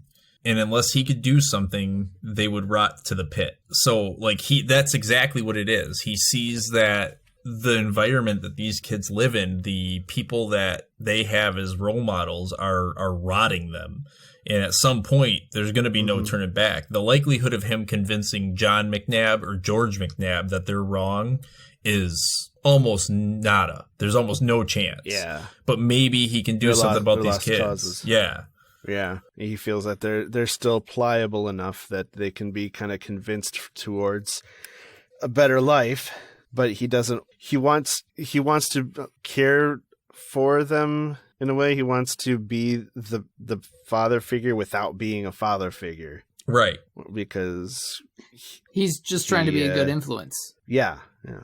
He does eventually lose his cool with them, though, when he comes home and finds them playing with Grayson's ball glove, and they were throwing it like a football. And that ain't happening. They were punting it back and forth. And he went off for about 10 minutes, and he told them it was the last straw. When he says jump, they say how high, and the kids were speechless for the rest of that night and in the morning when they went to school, and it lasted for 3 days, and then it kind of collapsed. They were cool with the obedience, and then it wasn't a game anymore, and Maniac lost his power yet again. And they started doing stuff opposite of anything he said.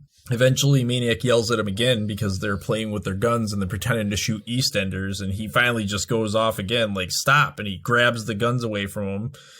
And then they had 2 more guns. He says, stop, and they said, we ain't shooting you. We're shooting the rebels. Bam, bam, bam. And Maniac's like, I said stop, and he grabbed these guns away from him. And he didn't stop until the guns were just demolished. He took the first guns away from them. They just came up with a couple other guns, and he screamed stop at him, grabbed the guns, and threw them on the floor. It started stomping on them until they broke, and that's when Russell and Piper kicked Maniac out. Yep. And, he had just lost all power altogether. Well, and he went up and got his satchel, and he was gone. And I'm pretty sure that in some way it was probably almost a relief to him. Probably. Yep. And he stayed at the park the next 2 nights, and the next night. And then the McNabb boys tracked him down at the library, and they invited him to a birthday party. Even though they kicked him out of the house, they invited him to a birthday party. Well, they still want to be adjacent to Maniac. They don't want to give up the influence that having Maniac in their lives brings them, I suppose. Can't give that up. Right. And Maniac says he'll come to the birthday party as long as he can bring somebody with him. And they tell him that that's fine. He can bring anybody he wants. And who did he bring to the party? Mars Bar. Strangely enough, he decides to bring Mars Bar with him. Yeah, because he figures if Mars Bar is as bad as black people get, even if it's just a self-described badness that's actually, not all that bad, then the McNabbs will see that black people aren't really so bad. Right. Well, and I imagine he also figures Mars Bar is tough enough that he'll be able to handle himself, Right. And I don't necessarily think that Maniac, being again that he's fairly innocent. I mean, it's not like he's gotten into a bunch of fights or something. He hasn't fought anybody. I don't think he actually thinks violence is a possibility in a lot of ways. I don't think he considers it a possibility. And it's not what happens, but it could have been a possibility with the way that these people are and what they've said and what they've done. But it makes everybody just stop dead. They're all just, what the hell? And here now, this dude is in here and he's, I own this joint standing there. He walked right through their front door. He's right past their bars. He's in the house. And this was Maniac's thinking on it. He figured he was thinking of the McNabb's wrong-headed notions and thinking of Mars Bar's knee-jerk reaction to anyone wearing white skin. And he was thinking, naturally, what else would you expect? Whites never go inside blacks' homes, much less inside their thoughts and feelings. And blacks are just as ignorant of whites. What white kid could hate blacks after spending 5 minutes in the Beals house? And what black kid could hate whites after answering Mrs. Pickwell's dinner whistle? But here they stay in their own ends of town, and he had tried finding Mars Bar. Now, I like how that paragraph ends. It says, the less they knew about each other, the more they invented. Yeah, exactly. Yep. Like, this is a separation and a hatred that comes from sheer ignorance and not knowing who they are as people. And once he found Mars Bar, it took him a second to get him convinced to come with him.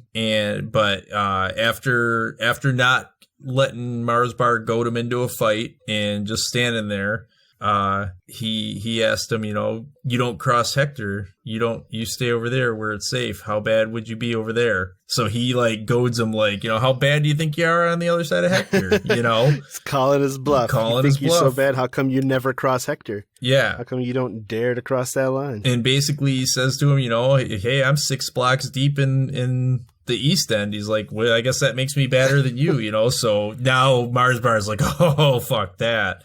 And so, but instead of going straight to the McNabbs, Maniac does something else. He takes Mars over to the Pickwells, and shows him what the best has side to offer. Yeah, and Mrs. Pickwell never even batted an eye at it. And the kids were like, oh man, Mars Bar, they know who he is. And they're just excited about him being there as they are about Maniac being there. I love that when one of the kids asked him if it was true about the famous race between him and Maniac. Like, did Maniac really beat him going backward? Mars Bar told him, yeah, he went backward, but you got the story wrong. It wasn't me he beat. It was my brother, Milky Way. Classic dad joke. Classic dad joke. That's why the grown-ups laughed, but the kids were like, I don't get it. Yep. And even the littlest non-baby Pickwell, Dolly, called him Mr. Bar. And he didn't really smile, but his glare cracked a little bit. I like the line, even if Mars wasn't letting on, Maniac could tell he was pleased to learn his fame had spread to the West. So, like, he's like, oh yeah, okay, they know about me over here, so that's good, okay, I'm a little bit better than I thought. So the kids at this point want Mars Bar to do his legendary feat, which is ability to make traffic stop with his shamble jive shuck dip slide that he does, where he can walk across the street and everybody will stop, including cars. Because he just glares at the drivers. And Maniac warns him that it might not work on this side, but as it works, the legend goes, 23 cars, several bicycles, and a bus were stacked to a dead stop in both directions. Yeah, and this dinner at the Pickwells happens before they get to the McNabb's birthday party. Yep. They went to the Pickwells first because he wanted to show them what the best people on this side were like. Yep. So now we got Mars Bar coming into the party, looking as confident as you please. George speaks up first, and he's like, "What's he doing here?" And that's, what an awkward situation to be in. And then Piper's just like, "Oh, where's my birthday present?" And Maniac gives him a watch, or a compass, and Piper thought it was a watch, but he told him to tell him which direction he's going, the ocean, Mexico, anywhere in the world. And he told Piper that he's keeping it to school till school's over, and until both of them go to the last day, they can't have it. And then George gets out of the chair, goes into the kitchen, grabs a beer, and actually says, "Let me know when it leaves," which is just fucking terrible, and goes upstairs. And I think we're all better for it that his ass is out of here now. Right, but it does cause another tense moment. It yep. says that black lightning was crackling from Mars Bar's eyes. And rightfully so. I mean, he was just treated like a non-person. And they do eventually, though, decide that they're going to play Rebels. And this is where Russell calls that white's in the pillbox and black's outside. And this is kind of like a weird situation where now they're calling out who's going to be white. And they're saying there's too many white people in here. We need more blacks. And they're all, not me, not me. And I mean, that would be, I can't imagine how uncomfortable that would be. It's uncomfortable reading it when you're going through like, holy crap, man. These guys just, they're oblivious to the way that they're acting and what they're saying and what they're doing. Mm-hmm. Okay, and then so at this point, none of the kids are willing to come out to be on the quote-unquote black team. And after a little while, as they're looking out the gunnery slots, Mars Bar is like, yeah, that's a bomb shelter. My ass, Because isn't that how what Maniac told him it was? He told him it was a bomb shelter at first. That's right. Yep. Yeah, that they're building the bomb shelter, not a pillbox for the invasion. But then they start to form teams for playing Rebels, and nobody wants to be the blacks. And, and Mars Bar sees right through it. Yeah, this is a bomb shelter, right? They jumped out of through the ceiling right behind Mars Bar, and rightfully he jumped, and so they're saying, "Oh, you see his face? Oh, check his drawers." And at this point, Maniac had to bear hug Mars, and just to keep him from fighting. And now the other guys are all, "Oh, you got a problem?" Even though they're the ones who started the problem. And Maniac tells him it wasn't funny, says that he could have been hurt, and McNabb's like, "I'm not talking to you." They're calling Mars Bar Sonny. And, at this point, Maniac is like, you gotta back off. And Mars Bar tells them, you don't got to worry about me invading this piss hole. Anybody come to a block away, they faint from the smell, which is probably fucking true. Right. But Maniac gets Mars Bar outside, and they get out there, and Mars Bar accuses Maniac of suckering him, telling him he softened him up by taking him into the Pick Peoples and then bringing him here. And he was like, what were you trying to get me to do? Cry? And he tells him not to come around anymore. And he tells him he's only seen him half bad at this point. And he went right back the other way, headed due east, and Maniac walked in the other direction. And Maniac thinks it was a good question. He doesn't know what he thought. He didn't know what he expected. He didn't know if maybe there'd be a miracle. Maybe he would walk in this house and all of a sudden the McNabbs would be like, oh, clearly they're, he's not that bad. So we're good.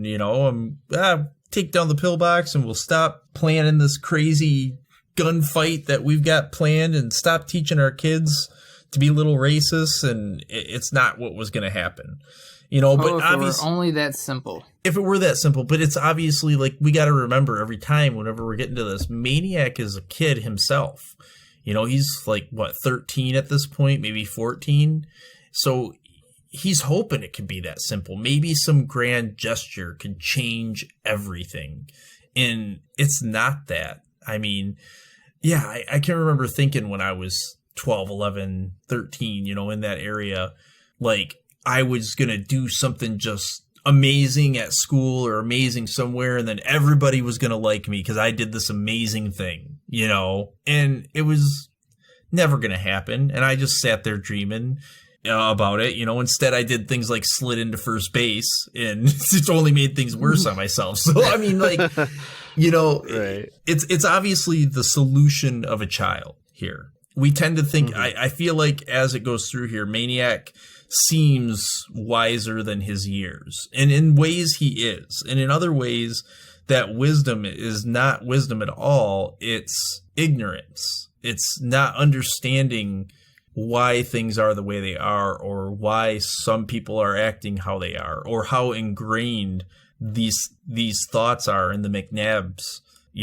Right. Cobble's Knot was another example of trying to change everything with one giant feat that everybody would suddenly love him for and come together about. Yeah. And he completed it. He did it, and it didn't work. Because that kind of stuff doesn't necessarily work. There are always going to be people that don't like you.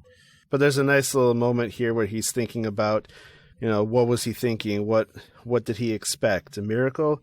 And he was reflecting on it and kind of reflecting on how he was holding Mars Bar back from fighting against all these guys in the house.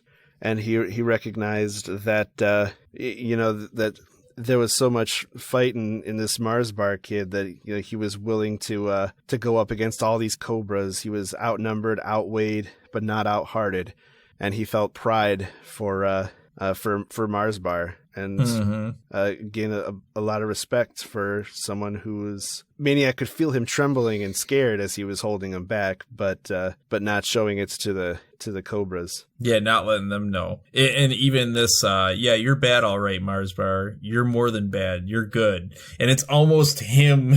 It's like without actually realizing it, and I don't think he takes it this way, almost understanding what bad means at this point.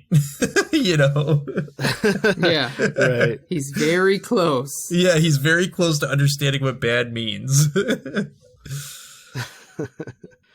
But yeah, he decides that it's time to go home, and that he remembered that there's no home to go to. But at least at this point, he is 100% done with the McNabb house. Yeah, because now he sleeps in the park. He slept in the buffalo shed. He sleeps in the bandshell benches a few times and on the pavilion.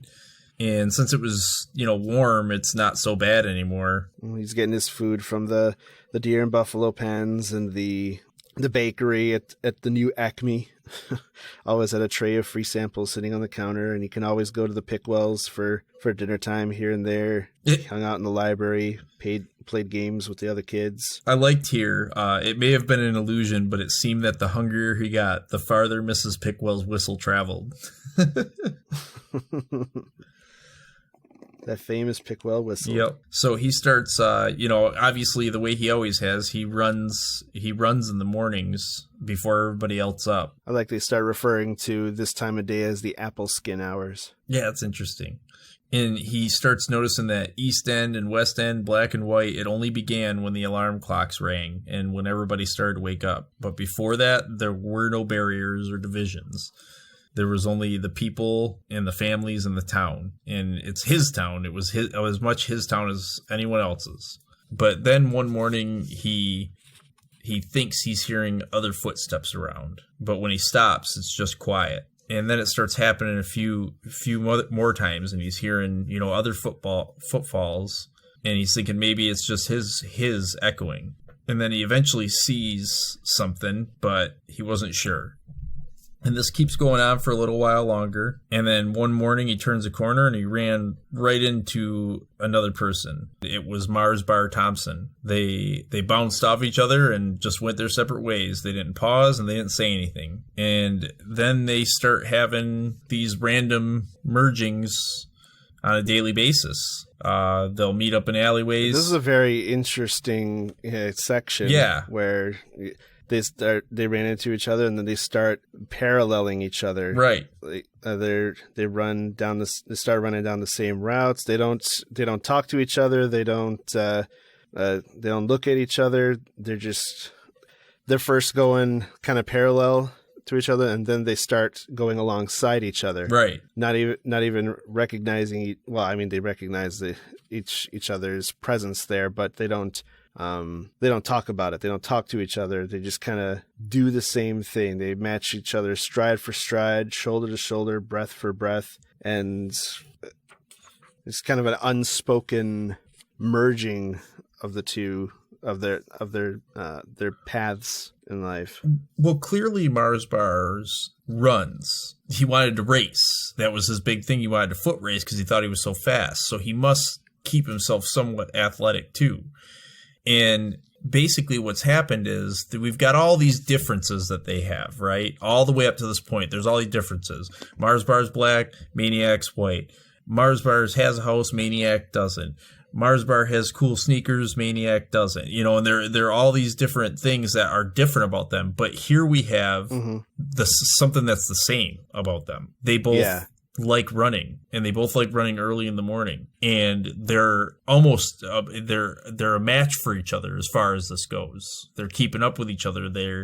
They can run this distance with each other. And it was like for the longest time, Mars Bar had this resentment for Maniac because he wanted to be Maniac in a way. He wanted to be known for his physical abilities or his ability to stop traffic and, being a local legend in his own right. And then he keeps getting shown up by this kid and starts to hate him a little bit. But then they start going down a similar path. And they start to this point, they're just going, and if Mars Bar starts to go a little faster, Maniac does. If Maniac goes a little bit faster, Mars Bar goes faster.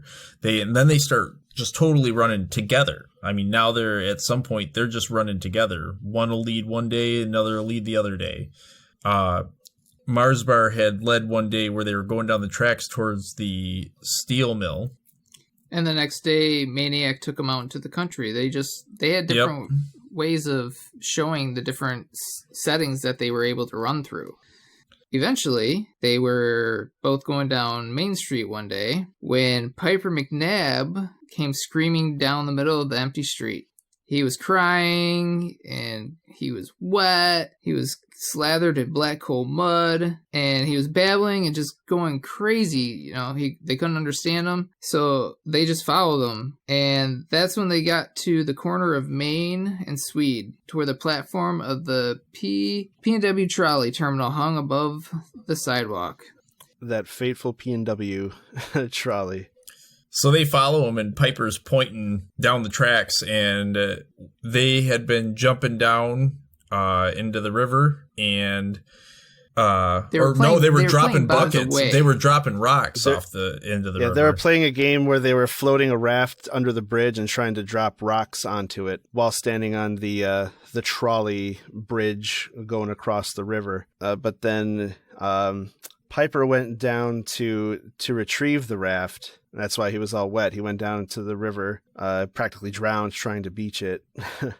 But in the meantime, Russell was still up on the bridge, and somehow he discovered how high up he was, and he froze. He started panicking and was unable to move, just terrified of being so high. And for one of the first times ever, we find something that Maniac does not want to do. Piper is screaming to have Maniac go save him, and Marsbar stared at him, and he just couldn't seem to have any want to go down there. And he turned around, and he left the platform, and he ended up on the sidewalk below for a while. He crossed Main Street, and he just walked slowly up Swede, and Piper was screaming after him, and he was gone. Yep, he refused to save Russell from the bridge because he didn't want to go near that spot. I don't think it was that he refused. I feel like he couldn't because of where it was.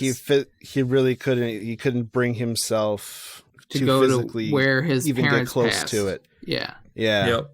And so I don't know if it's the next day or a while later. He just hears Magee, and it woke him up. He was in the buffalo pen. And at first he thought it was the buffalo calling to him. And then he was like, oh no, the superintendent found me. And he got up and he's trying to listen a little bit better, and he hears it again, and it's Marsbar. It was a night. Oh, it was a couple nights following the morning at the trestle. The second. Yep. The second night after following the morning at the trestle. Or Maniac asks him what he's doing there, and Marsbar says, I've been looking for you. And he's like, I heard you hung out here. And he asks where he heard that, and he says Amanda told him. And he's like, do you really sleep here? And Maniac's like, yeah, what do you want? And he's like, where's the buffalo at? And he's, nah, they're sleeping.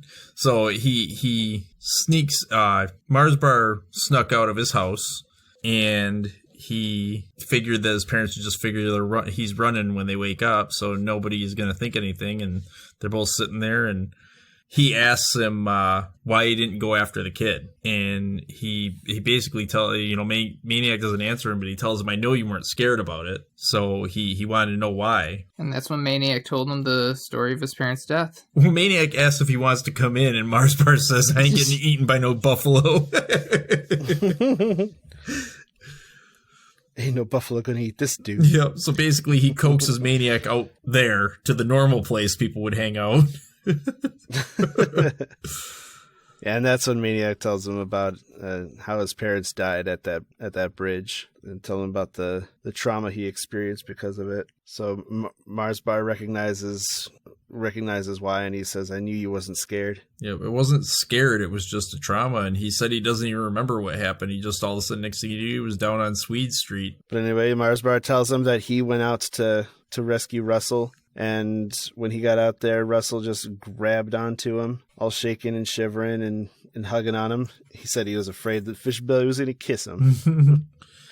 And even when he gets him off the bridge, Russell doesn't let him go. Grabbed him like he's an octopus or something. Couldn't pry him off. So then what did he do? He invited them to come over to his house. Yep.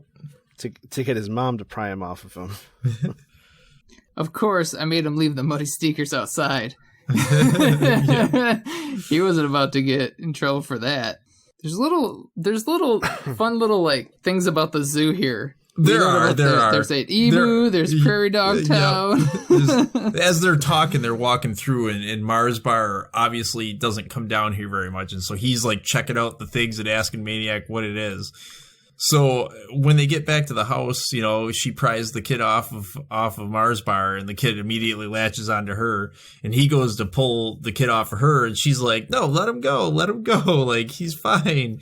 And she dries the wet one off, and she puts some clothes from Marsbar on him, some of his old clothes on him, and she's sitting there loving it because she can't have babies anymore. And, she's a mom that obviously liked having little kids, apparently. And they didn't want to go home. They stayed all day there with his mom babying him and feeding him. And he told her not to, and she swatted him. And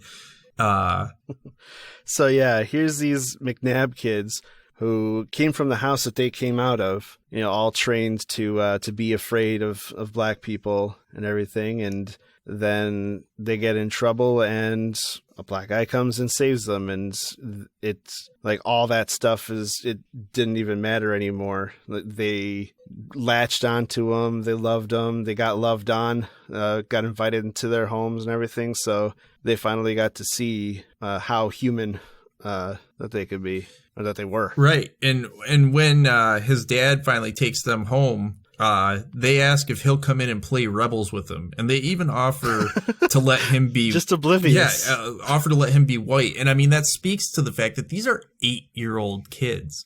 They don't get it.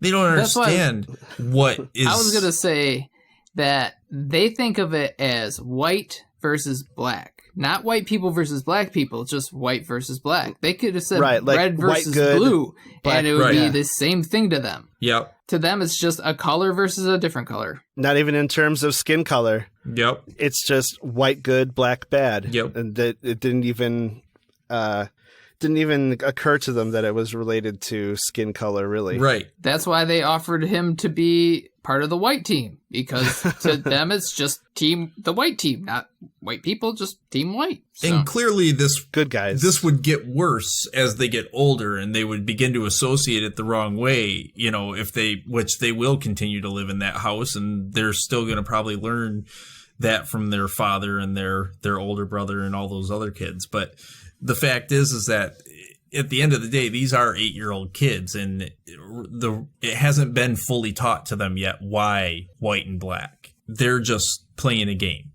And they're so oblivious to it that they are literally asking a black kid if he wants to come in and be a white in the fight. Yeah, I mean, it's just... Yeah. And so Mars Bar tells Maniac he smells like a buffalo, and he asks him, he says, "Hey, my mother wants to ask you something too." And Maniac's like, "Your mother?" And he's like, yeah, I told her about you, and she'd already heard about you, and she wants to know if he'll come to their house. And Maniac is kind of blown away. The crickets are making noise and not them. And he says he can't. And Mars Bar is like, "Why? My house not good enough?" And Maniac's like, "I didn't say I didn't want to. I just can't, Things happen, is what he says. Yep. And Mars Bar is like, "Hey, listen, no one's saying come live with us. All we're saying is come and visit, You're welcome to come. You don't have to, but if you want to, you can. It's not a big thing." And Maniac is just like, he's looking off into the sky, and he's trying to avoid this. I love this line. "If there were answers, they were as far away as the constellations." Mm-hmm. So he doesn't even really answer Mars Bar. He just says, "I gotta go." Yep. And he hops over the fence. And he goes back. Gone. So he wakes up to the buffalo grabbing a hold of his ear and lifting him up. And he thinks Mars Bar was right. They do eat people. And not only that, it started speaking to him. But it sure sounded... That's when he realizes. Yeah, it sure sounded a lot like Amanda Beale, and its teeth sure felt like her fingers wrenching on his ear. This is a great way of writing that exchange, Yep. How he woke up. Because that's like, you wake up and you're so groggy that you're not thinking right. Yep. You may not even know where you are, but you feel like, oh my God, the buffalo is eating me. Yep. So then she ends up smacking him in the head. He wishes she'd grab his ear. And she says, "I haven't said that word all year." And she's talking about ain't. And she's like, making me so mad. Yeah, she speaks to him saying, "Ain't you nice? Yep. Ain't you nice?" Yep. Oh, there you go, making me say ain't. Like she wants to speak English properly. Yep. But then he thought maybe he'd have a better chance sleeping in the emu pen. And he wants to ask her a question. And so he's like, other than making you say ain't, what is it I'm saying sorry for? And she's mad, and she's like, "You're sorry for all kinds of things. You're sorry because you didn't accept Snickers' invitation to his house. You're sorry because you came throwing a ball up against my bedroom window and waking me up, Mars Bars did, waking me up and telling me I had to get up and out of my bed and sneak out of my house in the middle of the night and come out here and do something about all this. This is why you are sorry, boy." And Maniac's surprised by the name Snickers. He realizes that she said Snickers. Yes, Snickers. He's like, Snickers? And this is where I want to give you guys a fun fact. So Mars bars are no longer made. They're not able to be purchased in the United States. But the closest thing to a Mars bar are Snickers almond. Okay. So I just thought that was funny that the Mars bar, and then he got his name changed to Snickers. Snickers almond. And the Snickers is the closest thing to a Mars bar now. Yo. Because Amanda says that she's changing his name to Snickers because how bad can you act if everybody's calling you Snickers, which she says loud enough for him to hear from the other side of the fence. He tells her to shut up because he's over there. Shut up, girl. Yeah. A voice came rasping from the fence. Shut up, girl. Maniac laughed, and he realized it's been a long time since he laughed this hard. And then Amanda just tells him, let's go. And he's like, where? And she says, home. And he's like, she's like, mine, yours, ours. Come on. I'm sleepy. And like, she's like, this is over. You're done with this self-pitying, I'm going to live out free in the world, blah, blah, blah. You're coming home. You live at our house. Let's go. Yep. She's smacking him to his senses. Yep. She's done with it. He says he can't, and the second that he lays back down, he's standing up again because she's got him by the ear again. She is not taking no for an answer. There's that East End woman in her prime. Yep. She's not in her prime yet, but she's getting there. She's getting there. Man.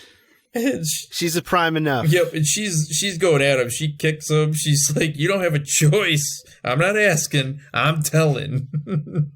She tells him, you're coming home with me. You're going to sleep in my room, which is going to be your room. And I don't care if you sleep on the floor or the windowsill, but you're going to sleep there and not here. And like, it's just the whole thing. And the baby, she tells him that, once in a while, he's going to sleep over at Snickers' house if he ever asks him to.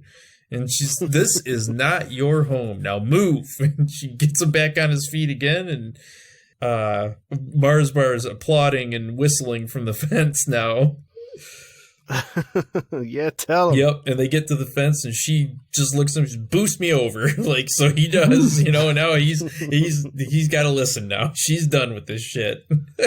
She's had enough. And so the three of them go back to the East End. Yep. Amanda grumbling all the way. And we come to the end of it, where Maniac, as it says, he knew that finally, truly, at long last, someone was calling him home. So it's one of satisfying. those. It's funny.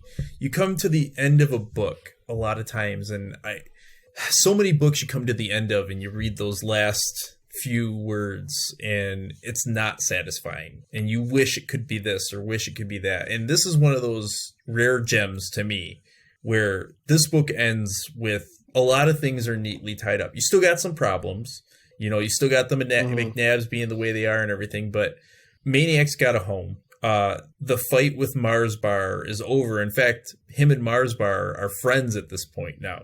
Yeah. So where it started with a hatred, it's become a friendship, and I just don't think that happens very often. And it ends with a fairly short sentence, but that short sentence just ties it up. It's not really a short sentence; it's got 3 commas in it. Again, right. He's not afraid of long sentences. Everything I said was bullshit. Way to go, Harold! You ruined it. You ruined the whole thing. All 3 parts. All for 3 that parts. one thing. I'm so sorry. But yeah, he's basically going back. He's going back to the Beals' house, which they are definitely set on that being his home. And it's not really changed from earlier where they wanted him to be in the home before, and they never wanted him to leave in the first place. But Maniac's been through a few more things since he left that first time, and I guess he's probably ready to go back and call that his home now. Well, maybe he wasn't so ready as kind of convinced. Right, yeah. But he's kind of accepting it now. It's kind of the same tactics from Amanda, where she's kind of browbeaten him into accepting that this is his home where he is loved. But I guess he's seeing it now. There's a few things that are different now. Mostly like Mars Bar is gonna be his friend and not trying to kick him out of the East End anymore. Right, and I think that really will make a huge difference for him, though. He feels like there's going to be all this opposition there, but realistically, the biggest opposition was Mars Bar. He was the consistent opposition to him living there. And to him, the problem was always himself, that he was the lightning rod for all these problems that were going to happen to wherever he wound up. The trouble just follows him. Him being alive, his parents were killed by a trolley. Him living at his aunt and uncle's house just increased the amount of hatred they had for each other. The graffiti getting on the Beals' house and the Encyclopedia A getting torn up was because he was there. You know, Grayson died because he was living in the band shell with him and it was too cold, maybe, you know. Yeah, the pillbox actually got built when he was living at the McNabbs, even though they had been not building it and procrastinating for a long time. It's all a lot of coincidence.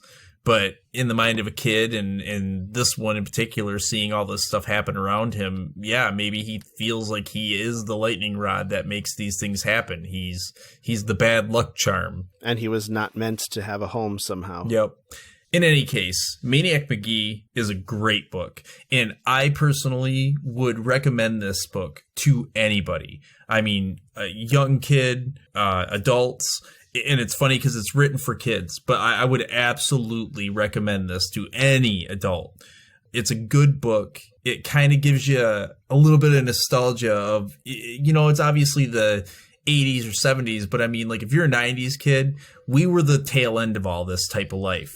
We were the kids who were still allowed to run around free at 6, 7, 8 years old, you know, and we were the latchkey kids. Riding around in tricycle gangs. Yeah. 5 years old. You know, I mean, my brother... Big wheel gangs. My brother and I used to ride all over Bay City, all over the city we grew up in. And at first it was we had 2 bikes, and then one time we went down to fill our bike tires with air, and my brother blew the back tire on his bike, and my mom couldn't buy us a new tube right away. So for like months, because we never really reminded her, we rode the same bike. I would pedal the bike and I would stand up and pedal, and my brother would sit on the seat. And I mean, we went all over town. And I was like 9 and he was 7 or 8 and 6. And we were just gone all day long. We used to take this skateboard and we'd try riding it down ever increasing inclines. We called ourselves stunt poopers. I mean, like, I think that this stuff happens to some extent today, but I guarantee it doesn't happen to the extent that it did for us. Because now, you know, you let your kids go play out in the backyard, and one of the same people who would sit there and say, you don't let your kids go outside. When I was a kid, they're going to call CPS on you for letting your kid play out in the backyard without you being out there watching them. So, I mean, this brings you back with some nostalgia to that time, this time that is lost in a way. And I don't know, I just really loved this book when I was a kid. I remember loving it when I was a kid, and reading it again as an adult, I loved it again. I would recommend this book to anybody. I would recommend it, and this was the first time I read it. I never read it as a kid, but it was very well written. It kept me engaged. I didn't get bored at any parts. The imagery is outstanding.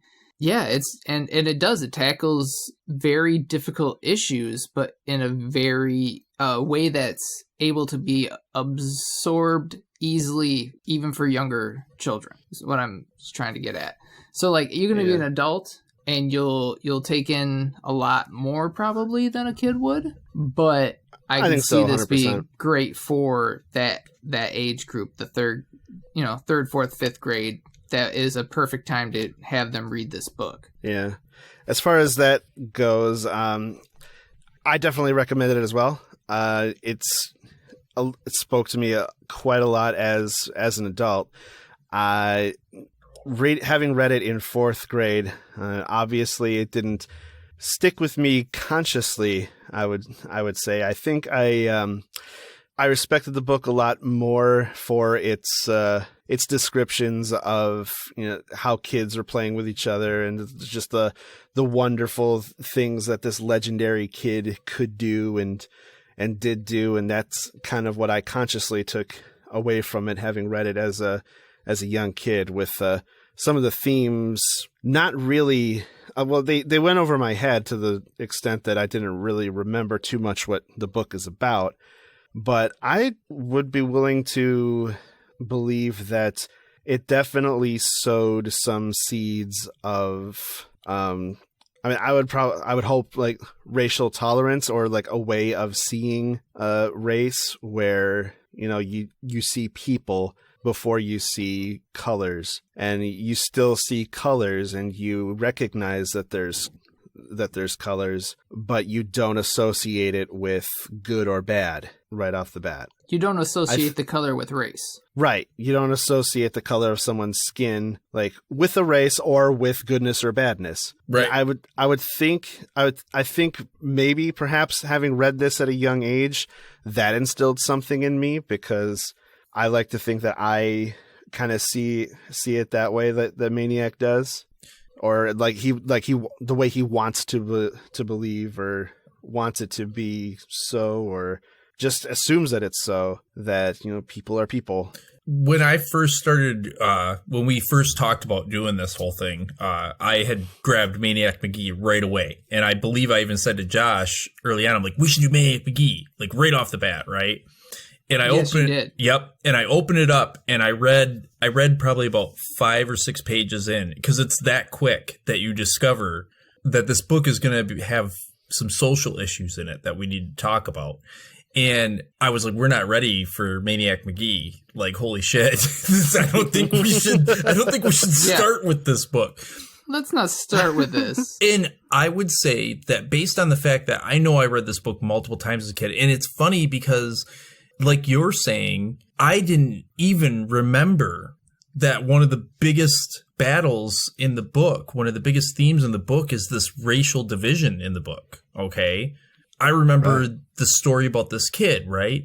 And as you're saying, I think that, because I read it, I know, quite a few times when I was a kid, I think that, I think the same way what you're saying. Like, I've always forever been on the side of people telling me, well, this is how so-and-so or these people are, those people are. And I've always been, as far as back as I can remember, been like, no, people are people. They're not like that. And I do wonder myself if this book was a catalyst for that mode of thinking about things.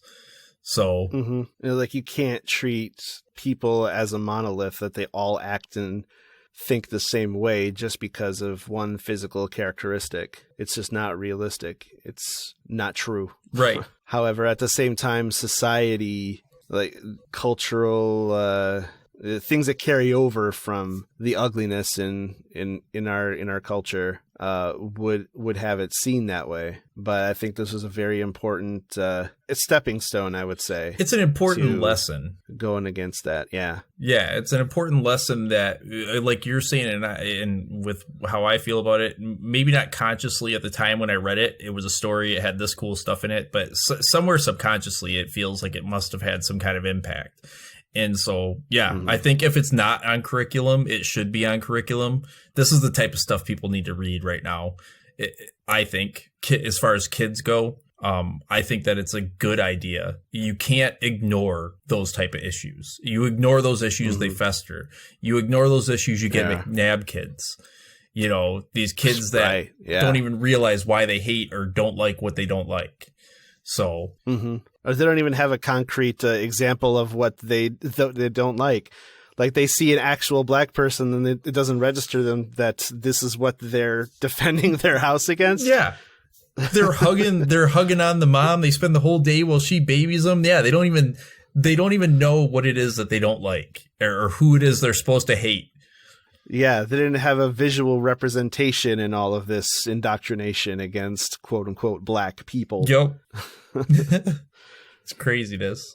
I feel like after this incident, those kids go to that house quite often. They go to Mars's house just to see the mom because they don't have a mom. So I could see Mars's mom becoming like a mom to them. Oh yeah, which would be great. That would be the miracle that Maniac was hoping for. Maybe, yeah. Maybe they run away to the East End instead of Mexico. Because they do discuss how sometimes the girl is from the west side and sometimes the other girl is from the east side, and they're playing together. And that's what Maniac wanted, was to stop the segregation and have just everyone get along. Yeah, like, hey, you guys are everybody here's the same. I don't understand what the problem is. Yeah. Yep. There's the people who just want to play together and the people who just want to stay away from each other. Yep. So that was Maniac Magee, you guys. Yeah, it took us 3 episodes. 3 episodes and a very long third-parter, apparently. Well, we had like about 1.5 hours the first couple of parts, and now we're sitting here. Well, it shortens down in the editing, but right now it's at about 2:40. Oh, there's no way to get around it, though. There's no way to get around it. To me, it deserves every minute that we gave it. I agree. Right.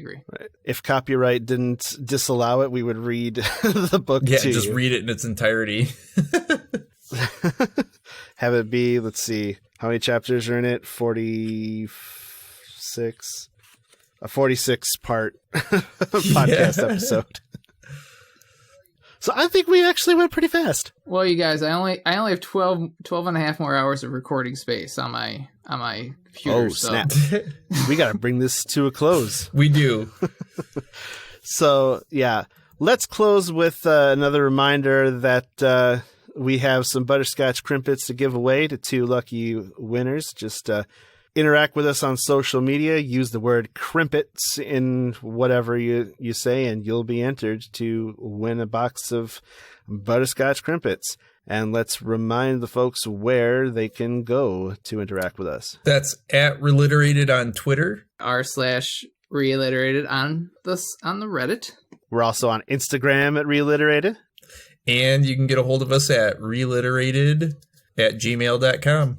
I've toyed with making a Facebook page for us, so that might happen eventually, but we're not on Facebook quite yet. I'm the only one of the 3 of us that's still actually active on Facebook. So, although that is how I've most effectively gotten the word out about the podcast. So I know a lot of you listeners are Facebook friends of mine, so that might get me to make something for the podcast on Facebook. I haven't interacted with people on Facebook in such a long time at this point that when I post something, I'm pretty sure either no one sees it or the last few things I said during our heated political season have caused them to ignore me. So, yeah, things got rough.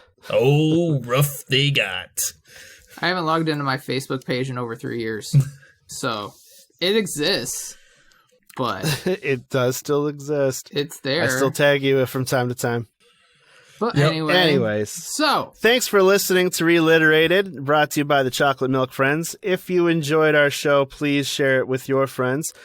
Subscribe to us on Spotify, Apple Podcasts, Podcast Addict, Podbean, Google Podcasts, or any podcatcher app that pulls from these sources.